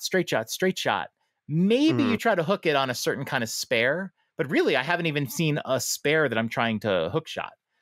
So that's why soccer is my favorite, because you're playing with, I play 4-on-4 online, and everyone's doing different things. You have to adjust your strategy. I love it. I love the soccer online. So much fun. Yeah, it's unfortunate bowling got easy. And they also, the other thing with the bowling online is you play 3 frames and then they knock out the bottom half of the standings, right? Yep. And it's a fun mechanism, but it sucks because I had a couple matches yesterday where I messed up my first roll. I didn't get a spare. And then the second and third roll, I got a strike. So pretty good. And yet there were some people who didn't even get a single strike advanced, and I failed because when you get a strike in bowling, your next 2 throws are doubled. Yeah. So on the third roll, no matter what, if you get a strike or a spare, it doesn't really matter. The spare will matter based on the second roll if it was a strike. Yeah. But it doesn't matter because they will stop your score there. Oh my God. And they don't even add 10 pins in their head. They're not calculating exactly. That's so you could lose to somebody. Yeah, you could lose to somebody. It does make it kind of crazy. So even though I'm able to win, I've won 3 times online. There are also times where I lose in the first round, even though I got a couple strikes. It's really like the first frame is so important. So it's kind of like cheap. It's whatever, and it could help people, and maybe it helps balance it out. I don't know. We like playing the bowling, but I don't know. Yeah, I mean, maybe I'll have to give it another go. I mean, I'm sure I will, but it gets really addicting to earn the items. That's really it. In fact, I came home today. I came home right before we were set to record, and I'll admit I went on Switch Sports and I played 1 round of bowling, just because I had 1 item left on the card 1, which expires in like 3 days. Yeah, and I wanted to unlock the bonus you get for unlocking that whole card. So I haven't unlocked anything in the 3rd card because that's 11 days. Oh my God, it's already a 3rd card? There's a 3rd card that's themed for soccer. But it expires in a couple weeks. So it's like, no, I want to get these cards done. So tomorrow I'm going to start working on the 3rd card. I see. I love shit like that. Right. But I just wish I could play with my family. Yeah. You know what I'm saying? Oh, that was very sad. You almost like you're breaking up a little bit there. Well, you just want to play with your family. It's why I bought the game. Yeah. I didn't buy the game for me to sit home and play it.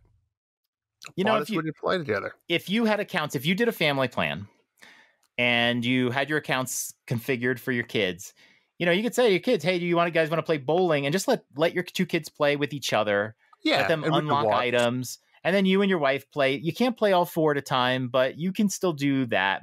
I've had my sons play. Mm-hmm. My daughter hasn't played yet. She's not interested. But like my wife and I will play together, or sometimes my wife will play with Cedric. And that's just how we do it.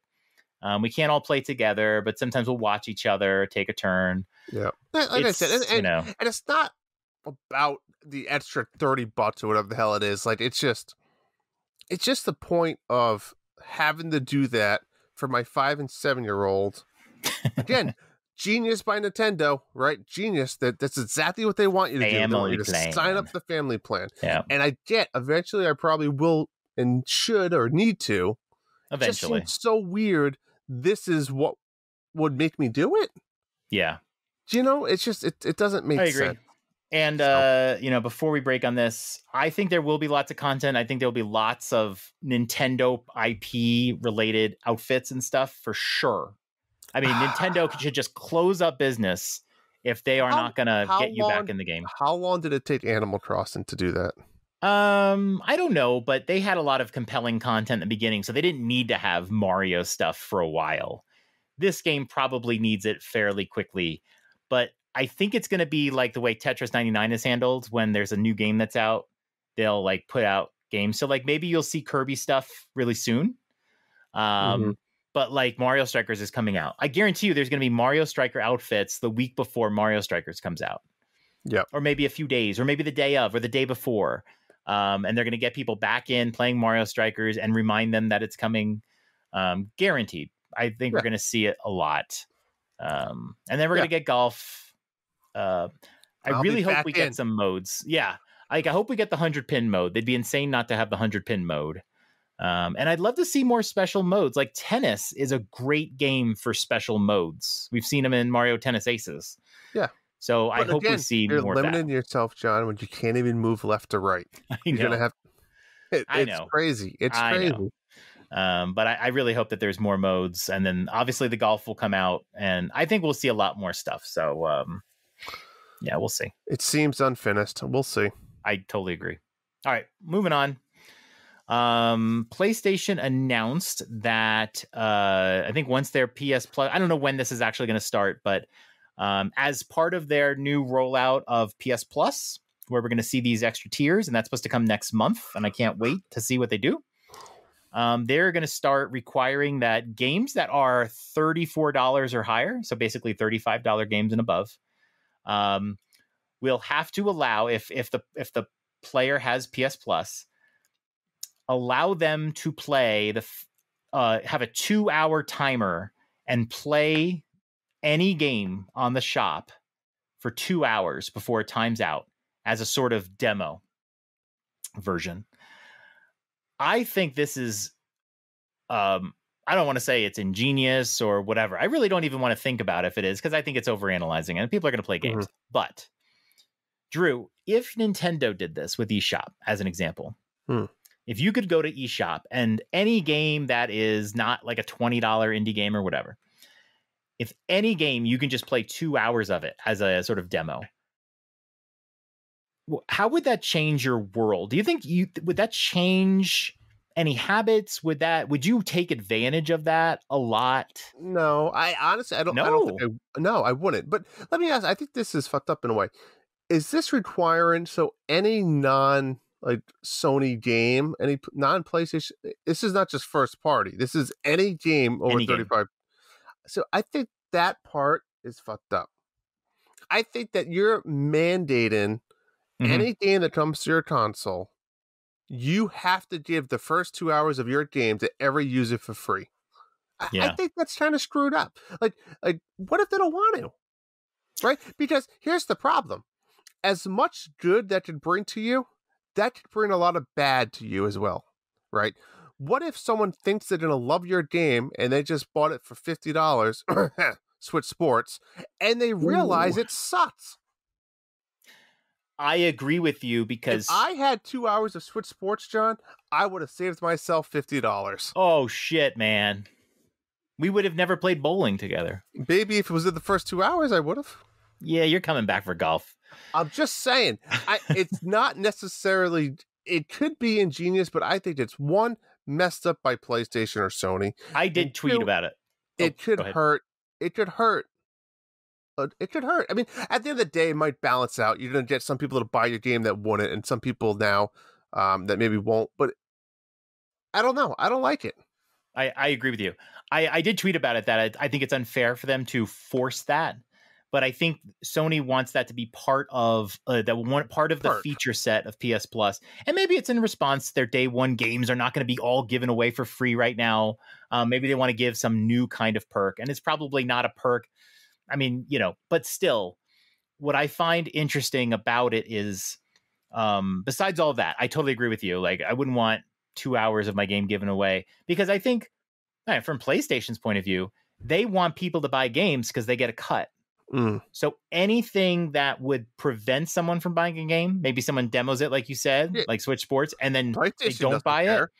PlayStation loses money because they don't make money by giving people demos. Correct. But maybe they think if more people had a demo of a game, they'd be more likely to buy it. Maybe they're afraid to buy it. But I think this should be the decision of the developer. Yeah. Not PlayStation mandating it. Yeah. I hear you.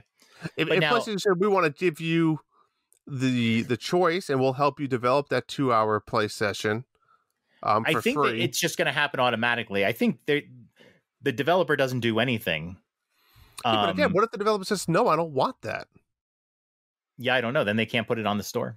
I mean, that's simple. If they get a lot of pushback, they might change. I mean, if a lot of publishers are like, no, it's a bad idea. I can see this being totally scrapped. Agreed. But if eShop did this, I don't think eShop would ever do this, but let me tell you how this would change the Switch for me.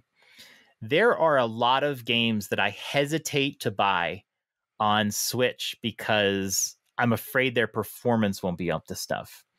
And like I was talking about that one game, Vampire, that I played, that I'm like, if I play that, I'm going to play it on my PlayStation. I'm worried about these games that try to be a little more realistic on the Switch. But if I had a 2-hour demo window for the games like that, man, I would try so many games on Switch before I bought them on another console just to see. If I bought The Witcher on Switch, if I was able to demo the Witcher on Switch, I might have been inclined not to buy it. That's why I don't think it'll ever happen on Switch, because with PlayStation, it's like, is this game fun? But on Switch, a lot of it's going to be, is this game performant on the Switch? What's the frame rate? How does it feel? What's the load time? Mm-hmm. That sort of thing. But who's the game sampler? Justin, right? Justin is the self-professed game sampler. I'll be honest, the way Justin plays games makes me want to vomit. He plays and starts so many games that show up on his list as played for a little while, played for 30 minutes, played for an hour. I can't do it that way. He is the game sampler. He can take that title. I don't want it. But how many games would you play a couple hours of and then only buy if you really liked it? Well, I think that, but that also hurts you, right? Because, you know, I looked at the wild, whatever the fuck game I just played. I don't even remember the name of it anymore. Wildcat Gun Machine. Right. I mean, I probably would have kept playing that, but what about those people that started being like, let me try this game, right? And then you just say, I'm not going to finish it. Right. It's very easy to become a game sampler when you have this ability. You don't have to buy it. Yeah.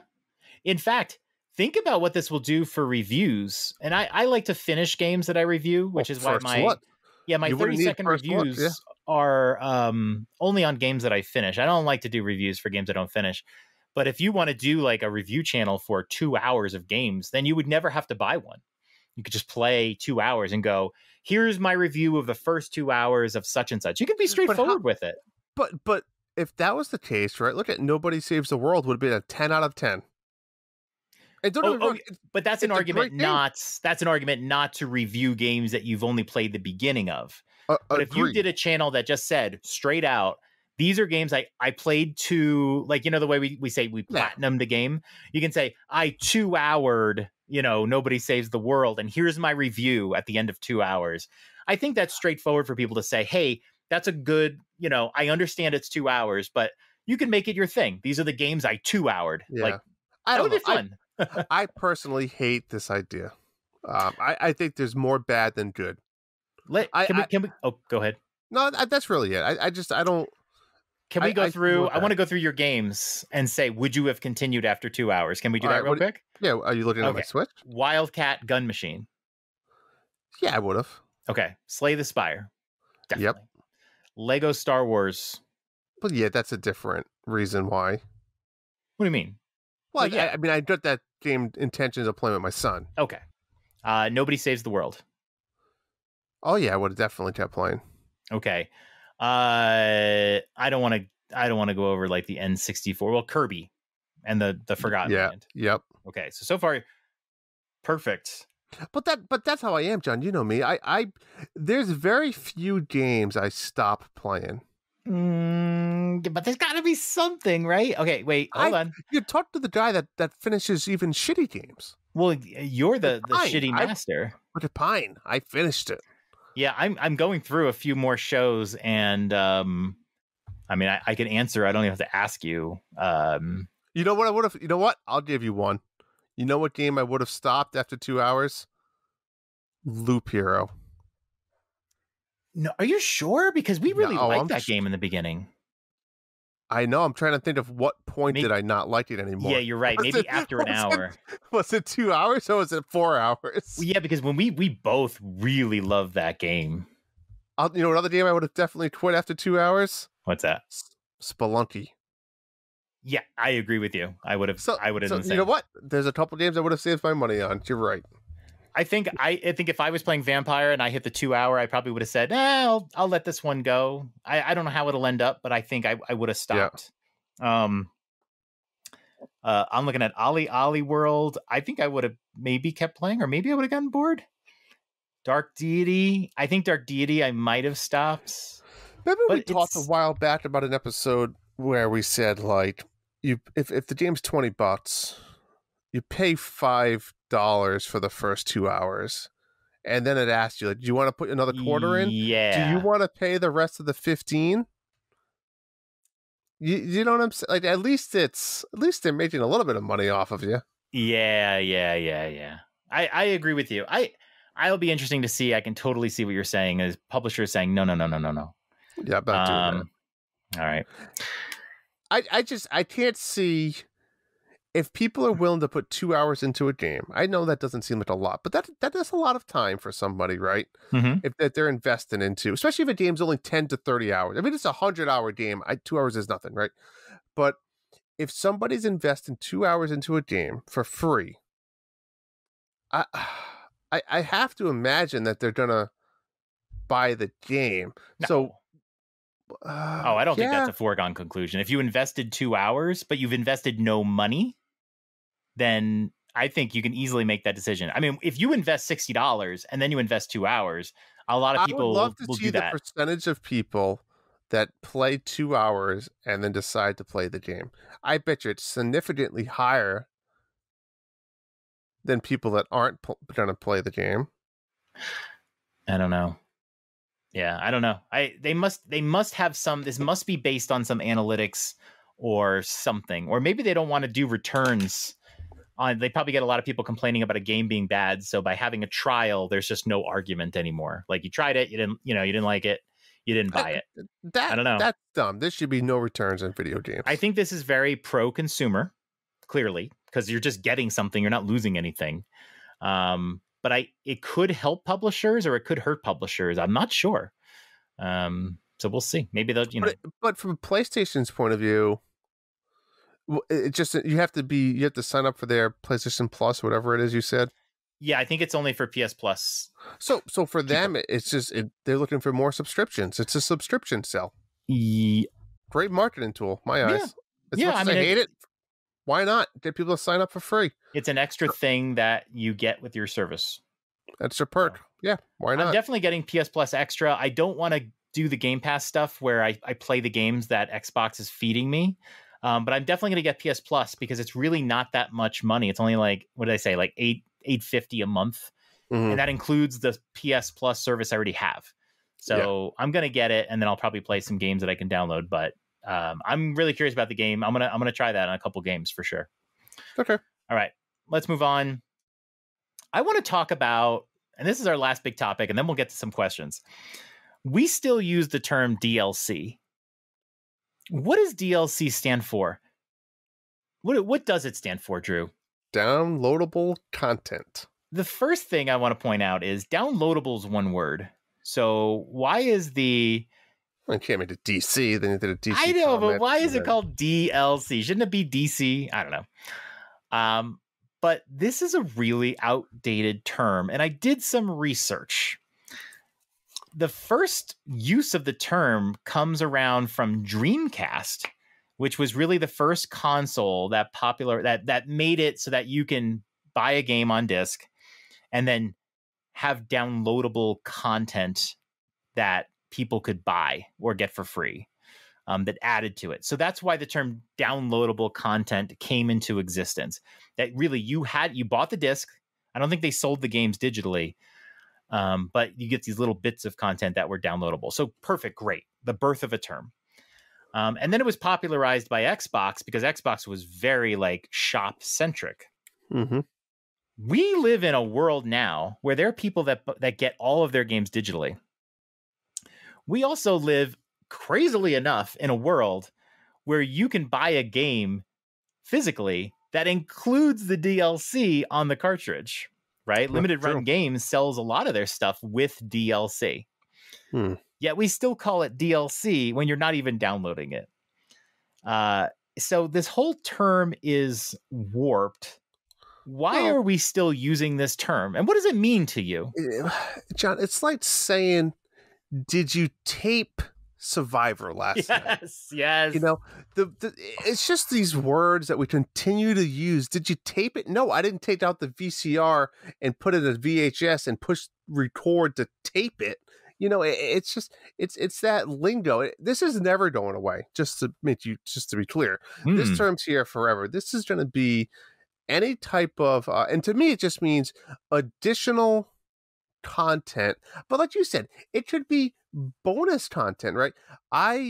When I bought Lego Star Wars, I bought the deluxe edition, whatever, that comes with DLC.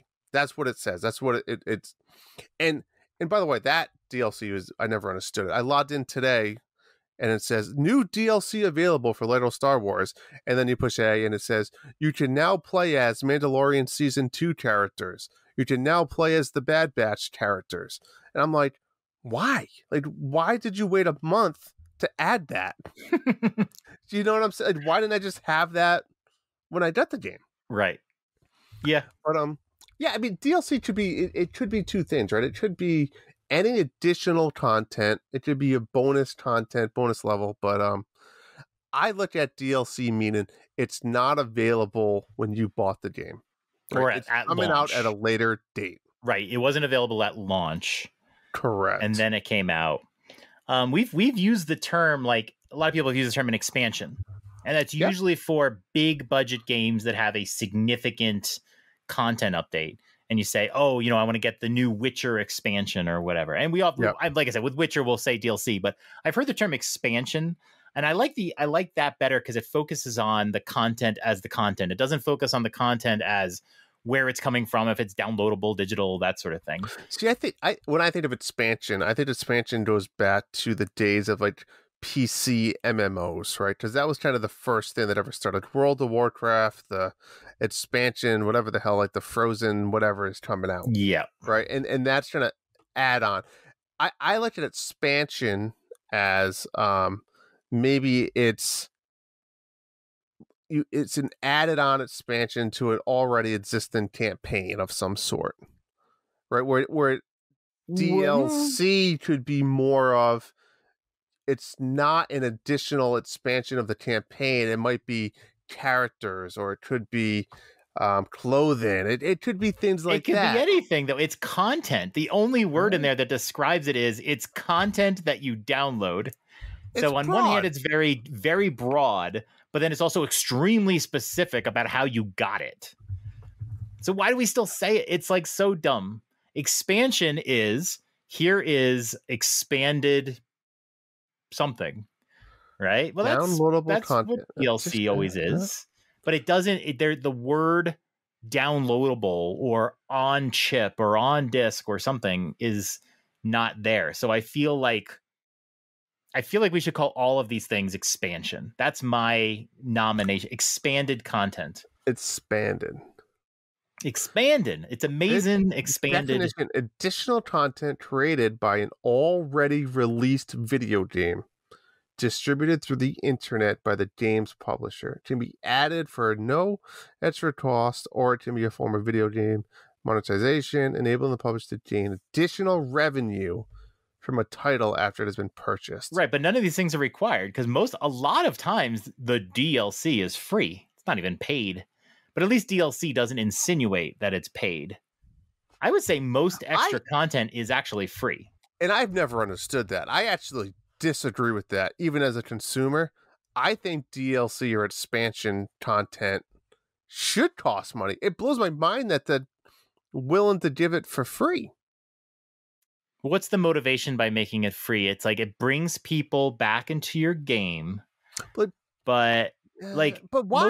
Unless who cares? The only way I can see it is, like Fortnite, right? Like Fortnite does these seasons where they have different kinds of content, different kinds of way to play. And they do that to bring you into the game, but then they really just want you then to buy a battle pass or buy more costumes. Exactly. But for example, let's switch sports. It's the hot topic tonight. If golf is coming out, right, why not just say golf's going to cost you $5? You don't have to buy it, but if you want it, it's $5. Like, when golf gets released, it's not going to make people say, now I want to buy Switch Sports because golf's there. Do you know what I'm saying? Right.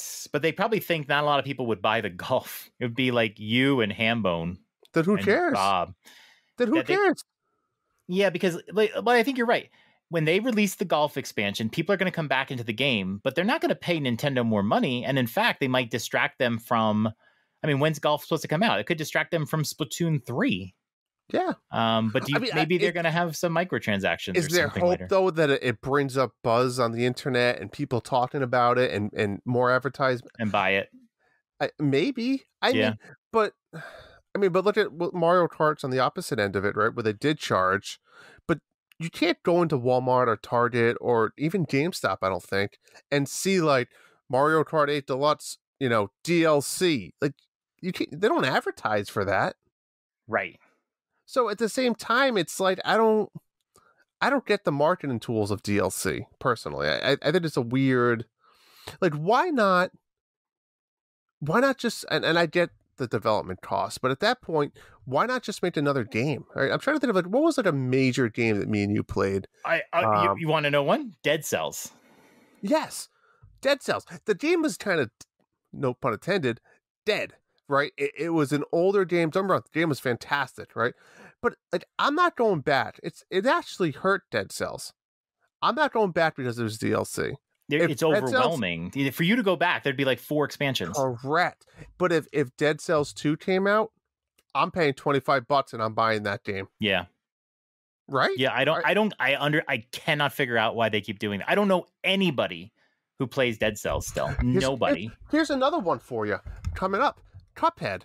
I mean, I probably will play it, but why not just make Cuphead 2? I don't care if it's shorter. Charge half the price. I agree. Charge $10 for the game. Because I'm not going to play Cuphead 1 all over again.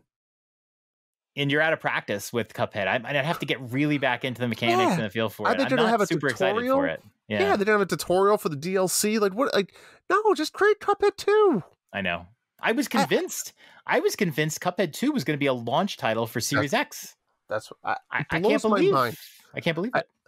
I will never understand that. Maybe that's why I don't work for video games, but I don't understand the marketing behind that of what that does for a company. Let's make that homework for our listeners. What can we replace the term DLC? What do you think it should be? We gotta retire DLC. We gotta work to just kill it. Just kill it.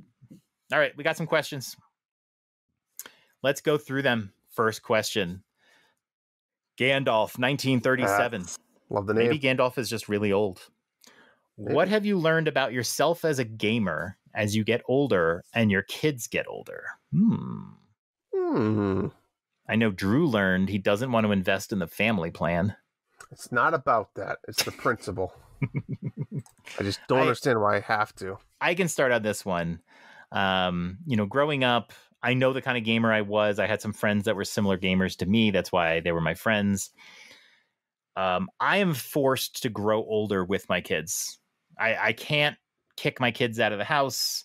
They're not my friends. They're my family.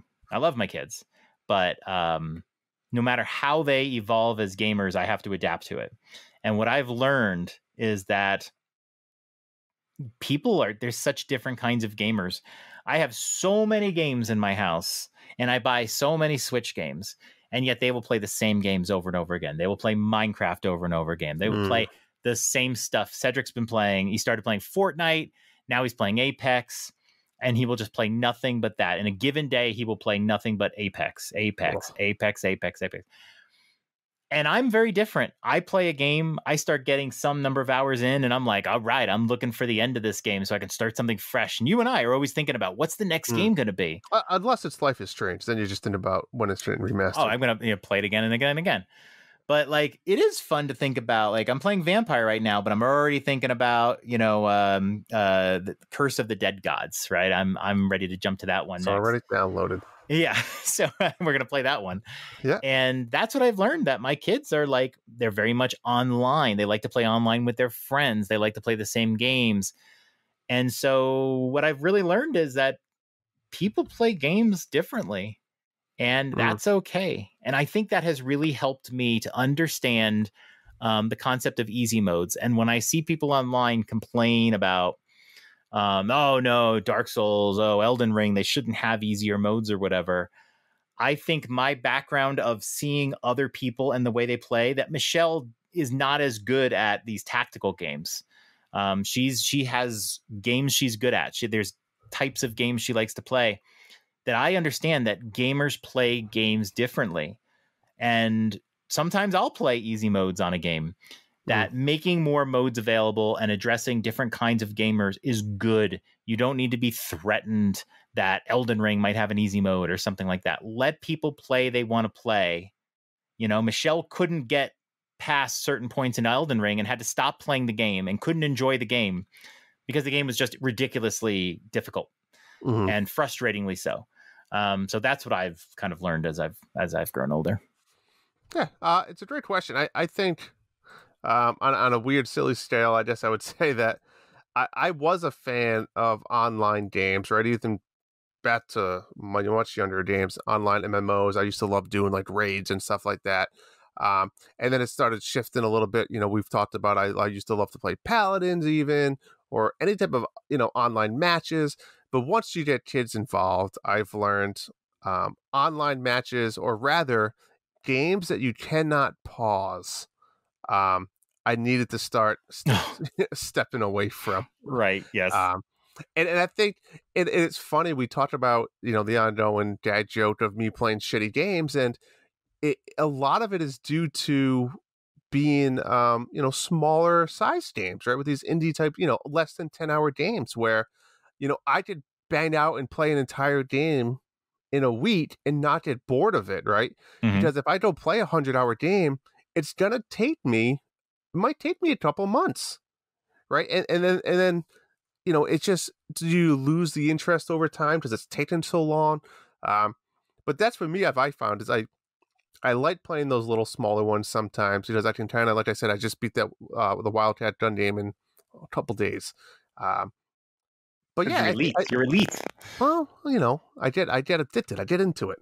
But yeah, my kids are still young. I learned my son gets obsessive with the Lego games specifically.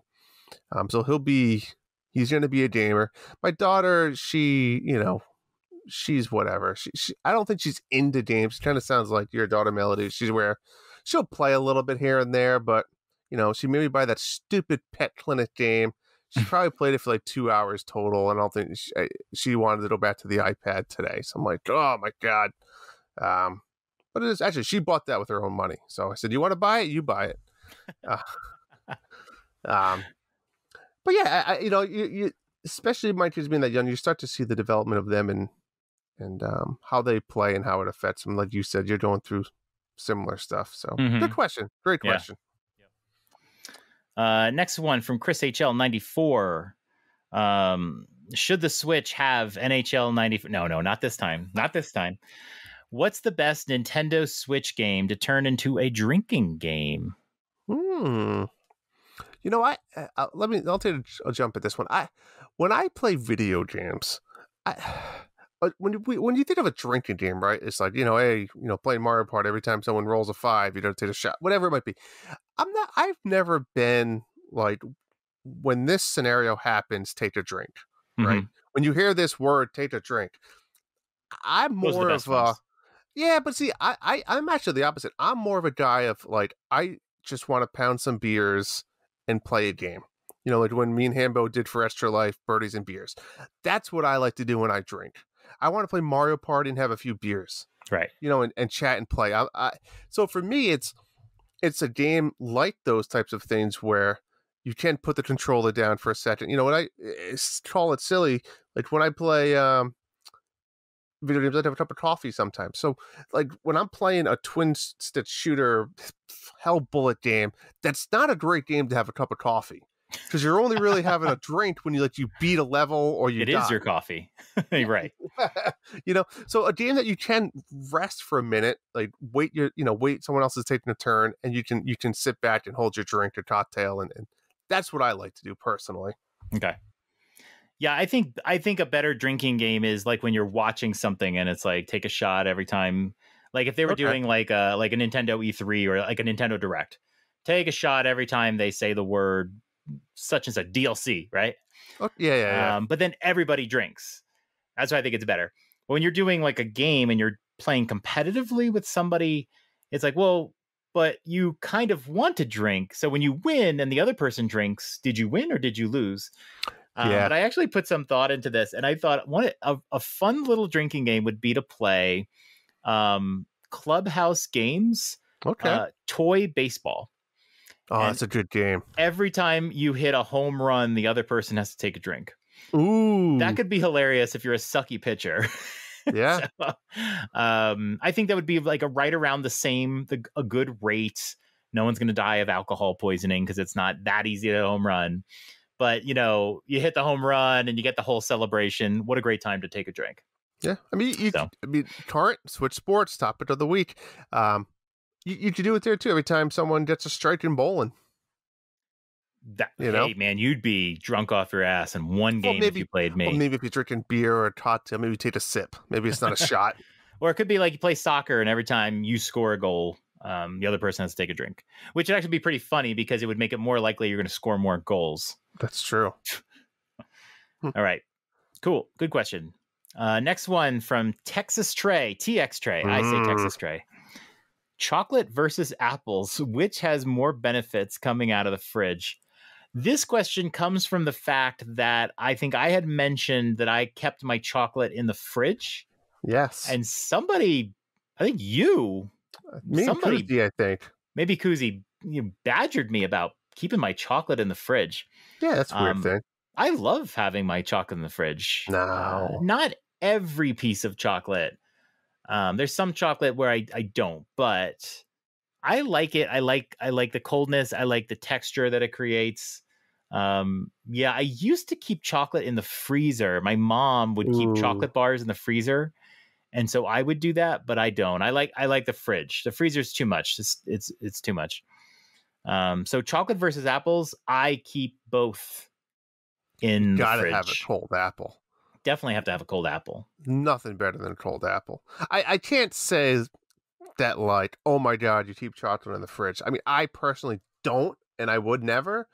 But I mean, I've had a cold candy bar and stuff. I don't hate it. I'm not gonna lie, it's not terrible. But there's nothing. I kind of like the warm chocolate too. Yeah, I like peanut butter M&Ms. I think I like better because I want it to be a little softer. But regular M&Ms, I like getting the crunch of the shell. Really? And then the bite of the chocolate. So you would put M&Ms in the fridge? I think I'd be more likely to have M&Ms in the fridge and peanut butter M&Ms not in the fridge. Just depends on the candy. I could go for like a Snickers bar maybe in the fridge, but that's about it. Yeah, I don't know about Snickers bar. I might like a Milky Way or something I would keep out of the fridge. I don't know. It'd be a little too tough. Depends on. It would be tough. All right. Frosticles 43. What's the most random place you've had sex? For me, it was on a couch, on a coach. We'll have to translate UK here. For me, it was on a coach. That's a train from London to Cornwall. Those are cities in England. A 400-mile drive. And I don't mean a school bus. I mean a big-ass coach trip. Oh, a bus. Well, I don't mean a school bus. I mean a big-ass coach trip. Well, it has to be a bus because he said drive. He would never say it was a drive on a train. I thought it was a train. No. Okay, so UK coach. I bet you it's like a bus.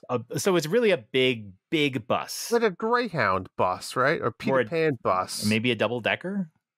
Ooh, like those red ones? I don't know. We need Sean here to translate for us. Let me look up what a United Kingdom coach. Where's he? Is that where he's from? What is a coach? Hold on, everybody. We need to translate. What is a coach in England? Oh, it's that red bus. Oh, double-decker? It's just it's a bus. All right. So let's assume it's a big double-decker bus from London to Cornwall. Bus. And Frosticles had sex on it. How the hell we didn't get caught is beyond me. To be young again. Wow. All right, Drew, what's the most random place you've had sex? I don't know, John. I feel like it's been a lot of places. It's hard to pick one. No, I mean, I was crazy back in the day. I'm not gonna lie. Is this when you were doing jackass skits without a camera? Oh yeah, those were the days. Those were the days. I don't know. I feel like a shed. I think I mentioned that in Discord. You did mention the shed. What?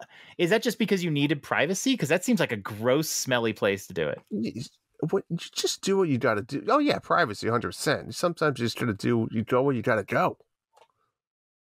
Yeah, I didn't have sex until I was in college, second year of college. A lot of cars. Late bloomer. Cars.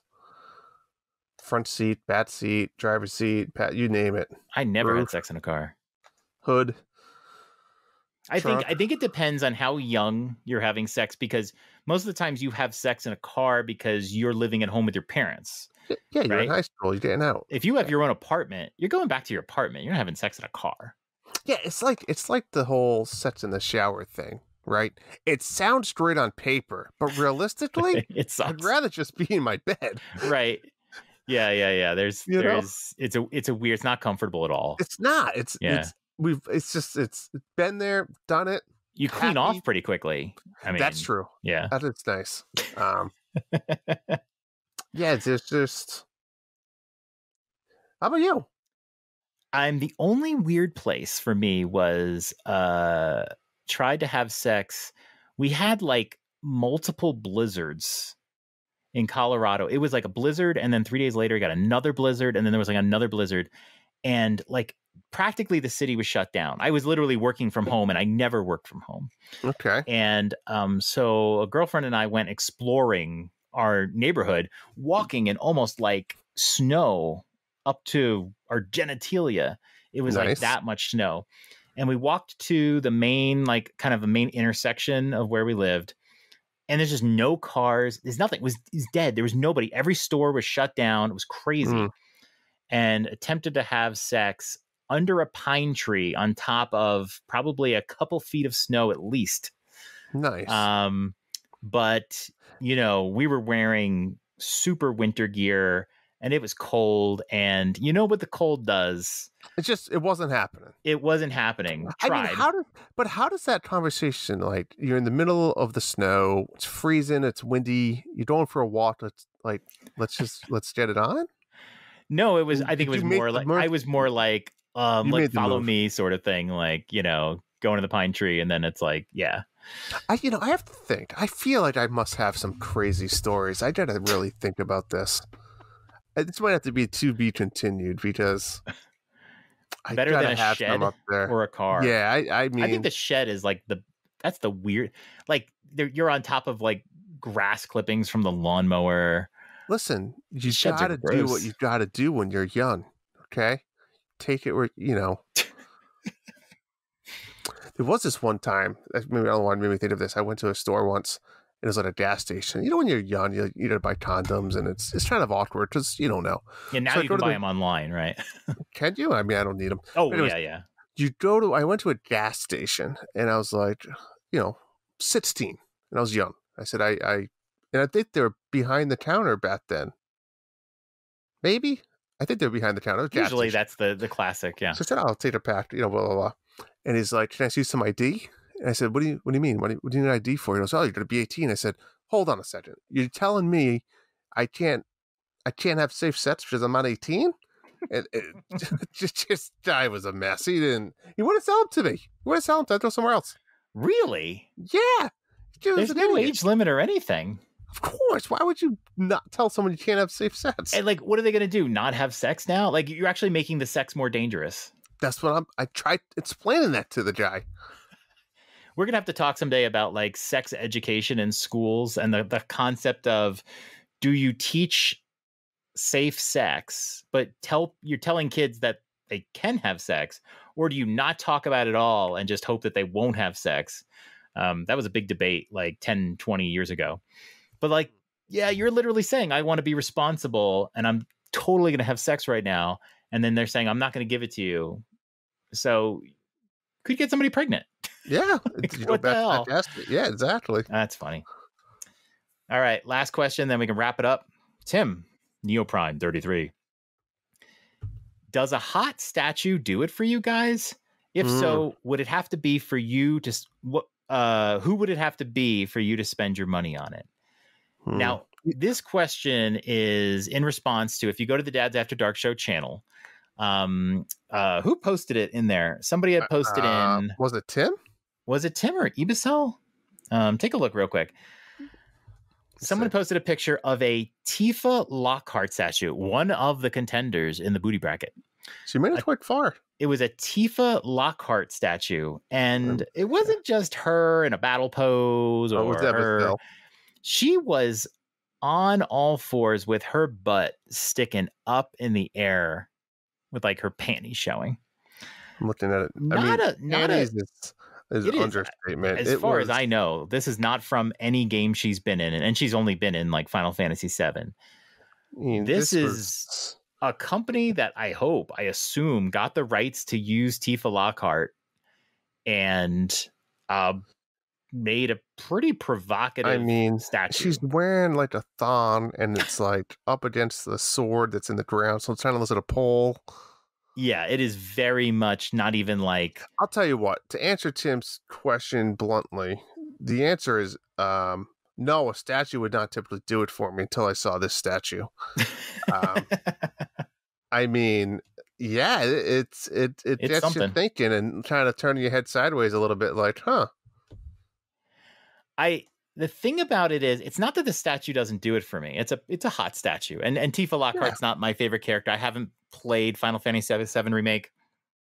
There's certainly some characters, a Lara Croft statue or Bayonetta statue. There's definitely a few, Pyra, Mithra. But the reason why this statue doesn't do it for me is, where would I put that thing? Yeah, that's the awkward part. How do you explain to the wife, like, oh, look at my nice video game statue? Yeah, like, I got kids. What am I going to bring it to work? Like, where am I going to put that statue? That's my only problem with it. And I think it's a lose-lose. Even if you're like a single guy, like, you're going to have somebody over your house at some point in your life. And how do you explain that? And it really is super absurd. Like, you can have a statue that's like, Pyra, her boobs are sticking out, whatever like that. This one is like, just Tifa in like a doggy style position. It's kind of weird. The Ada Wong, there's an Ada Wong statue from Resident Evil, and there's like how do I describe this? She's holding a gun. She's got a red dress on. There's two zombies. One zombie's got his, like, a hand kind of cupping her left breast. And there's a zombie. It might be the same zombie. Kind of has his hand reaching maybe under her dress. It's, even though it's also sexually suggestive and everything, it's a little better, I think, than the Tifa one. It's sort of like Ada Wong's about to have a threesome with a couple zombies, which is weird. But did you click the link? Oh, really? Because there's one that you can buy that she's completely naked. Really? Oh my gosh. Did you click it? You can't see it though. It's blocked. It's censored, but I don't know. What is that? Can you just take her clothes off? It's like the same. Oh, does her clothes come off? Those breasts are. It looks like it's the exact same pose. Can you hold on a second. Oh, you get the standard or advanced, and then you have the option with naked body or without naked body. I love how it's written. With naked body or without. It's not with clothes or without clothes. It's like emphasizing the naked part. That is one of those situations for sure where it's way hotter with the dress on. How do you not go naked body with a zombie grabbing her? It just brings up so many more questions. That one would be a lot weirder to bring to the office. But I think it looks better with the dress on. The mystery of what the nipples would look like. Yeah, exactly. What if the other one's just kind of like, it's just, it's a little, it doesn't leave anything to the imagination at all. That's true. But again, where are you going to put that? If you have this statue in your house or on your desk or something, you're either It's only $140. What's she doing with her left hand? She's grabbing his Oh my gosh, crotch or something? No, she's got a clip. She's got a gun clip in her hand. Oh, but yeah, you're clip? right. It is like, yeah, it is very, it's suggestive. She does have a gun clip. The more I evaluate this statue, I'm not sure it's much better than the other one. It's just more subtle. The other one, you look at it, the Tifa one you look at and you're just like, oh my goodness. Yeah, but once you dissect this one, there's a lot going on here. I think this one is funny though, because she's holding the gun clip, but when the zombies are there, it's right next to the zombie's dick. Do zombies have dicks? I guess so. I wouldn't see why not. I want to see this naked one without the... I gotta Google it. With the zombies? No, without the watermark over her nipples. You're going to Google Ada Wong statue naked uncensored with zombies. Ada Wong statue uncensored. That's what I'm typing in. Uncensored. Come on, give it to me. That's not what I was looking for, folks. Oh God. Google's got you now. Don't type that in. There's a lot of things happening here. I guess to say, what is that? How is there? Okay, I see it. Yep, she's getting anal. Look. I'll just put it this way: if I was an Ada Wong fan, I don't even know who Ada Wong is. I don't play a lot of Resident Evil games, but if I was a fan, like, it's a totally hot statue, I would totally put that on my desk. But I can't put that on my desk realistically with wife and kids, people. I can't bring it to work. So I have no interest in the statue because I just have nowhere to put it reasonably. But if it was just like a hot Bayonetta statue or a hot Lara Croft statue or something like that, I'm totally in on it. These are probably just over the top for a dad. Agreed. It's a little over the top. I'm kind of starting to question why she wasn't in the booty bracket. Yeah, I don't know. I never came across her. I mean, I went through bunches of like top lists. By the way, the top list, the Tifa Lockhart statue, it's made by the same people. The Tifa one is $730. Why? Wait, there's a nude version. Stop it. Standard, advanced with exchangeable nude body. Exchangeable. Advanced with exchangeable battle suit nude body. All right, I don't see any pictures though with the nude body. But the Tifa one is like $700 on average because there's different versions, and the Ada one is $150. Maybe it's just. Oh no!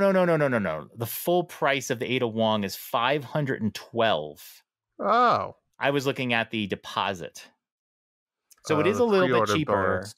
I think it's way more interesting, actually. But Tifa Lockhart, I think, is more popular of a character. I wouldn't do it for that reason. Oh my God, it's like you have to wait a year for it. I want to find a Tifa one nude. There are no results. If they're not showing it there, you're not getting it anywhere. They wouldn't hide once that. Again, do not Google nude. Well, I mean, go ahead and do it, but you're not going to get what you expect. All right, let's wrap this one up, Drewski. Okay, I gotta turn this off. Hey, John, what's coming up over the next couple weeks? Let me tell you, Drew. A whole lot of shit, Drew. We got May 12th, Dungeons of Dredgelock. I mean, maybe this isn't shit. You put this on the list? This is on the radar. I'll be getting this one. Dungeons of Dredgelock. Look it up. See what it is. Remember, it's a Zelda-ish like game. This is a game Drew's interested in, so don't get your hopes up. Zelda. May 15th, Figment 2, Creed Valley. Okay. May 17th, 2 Point Campus. Alrighty. And then May 20th, Cotton Fantasy. This is a new game in the Cotton series. I never played any of the Cotton games. I know they're somewhat popular among shooters. But there you go. Nothing really great And I feel bad because I missed the Min Min amiibo release. You did? And oh my God, the Min Min amiibo is so freaking good. I can't believe you made fun of my game when this shitty cotton fantasy world shit that you posted. I have no interest in it. Well, I just think it does. The Cotton series does go back a long way. It's got a lineage, and it's a new entry in the series. So I just think if we had to poll our listeners over Dungeons of Dreadlock or Cotton Fantasy, Dungeons might win. That's all I'm saying. That's all I'm trying to say. Is that part of a series, though? What? Dungeons of Dreadlock? I'm telling you, Dungeons of Dreadlock, you're going to like this game. Is it part of a series? I don't think so. Okay. Well, that's why I'm just saying. It's part of a 2 Point Campus is part of a series. It is action. It's an adventure game that includes action, exploration, and fighting, but mainly focuses on puzzles. Can you go left, right, up, and down in the game? Oh, I can't guarantee that. All right. Well, I look forward to. Are you going to play it like day one, or I think you have? Oh yeah, I'm gonna. Okay. If I'm done with the Curse of Gods game by then. Okay. All right. Until Thursday. All right. I hope that you get to this game and you can talk about it next episode. Next episode will be our 100th episode, and listeners, we have nothing planned for you right now. Zero. Nothing. Haven't even thought about it. I think we were surprised we're at 99. Yeah, we got nothing special planned. It might be just a regular episode. I don't know. What's so great about it? It's just 100. Could be nothing. Might be nothing. Nothing. We're not even joking either. We're not like surprising you. It's. Fuck, I might not even be there, honestly. That's true. Me too. Let's take the week off. I mean, that's May 22nd day. That's a big day. It's a big day. Big day. Actually, all right, John. I have something May 22nd. What is it? I don't know. All right, man. That was fun. Good episode, as always. Long as always. Long as always. That's what she said. Alrighty. Good night. Good night, dads. The Dads After Dark show is part of the Nintendo Dads family of podcasts. You can subscribe to us anywhere podcasts are available, including iTunes, Castbox, Spotify, and Stitcher. Also, don't forget to leave us a 5-star review. Pretty please. Be sure to join us on the Nintendo Dads Discord in our Dads After Dark channels for some naughty After Dark talk. Follow us on Twitter at @NDadsAfterDark or email us at dadsafterdarkshow@gmail.com. And a big thank you to Family Jewels for our show's music. You rock. That's all for tonight. Good night, Dads. Sweet dreams.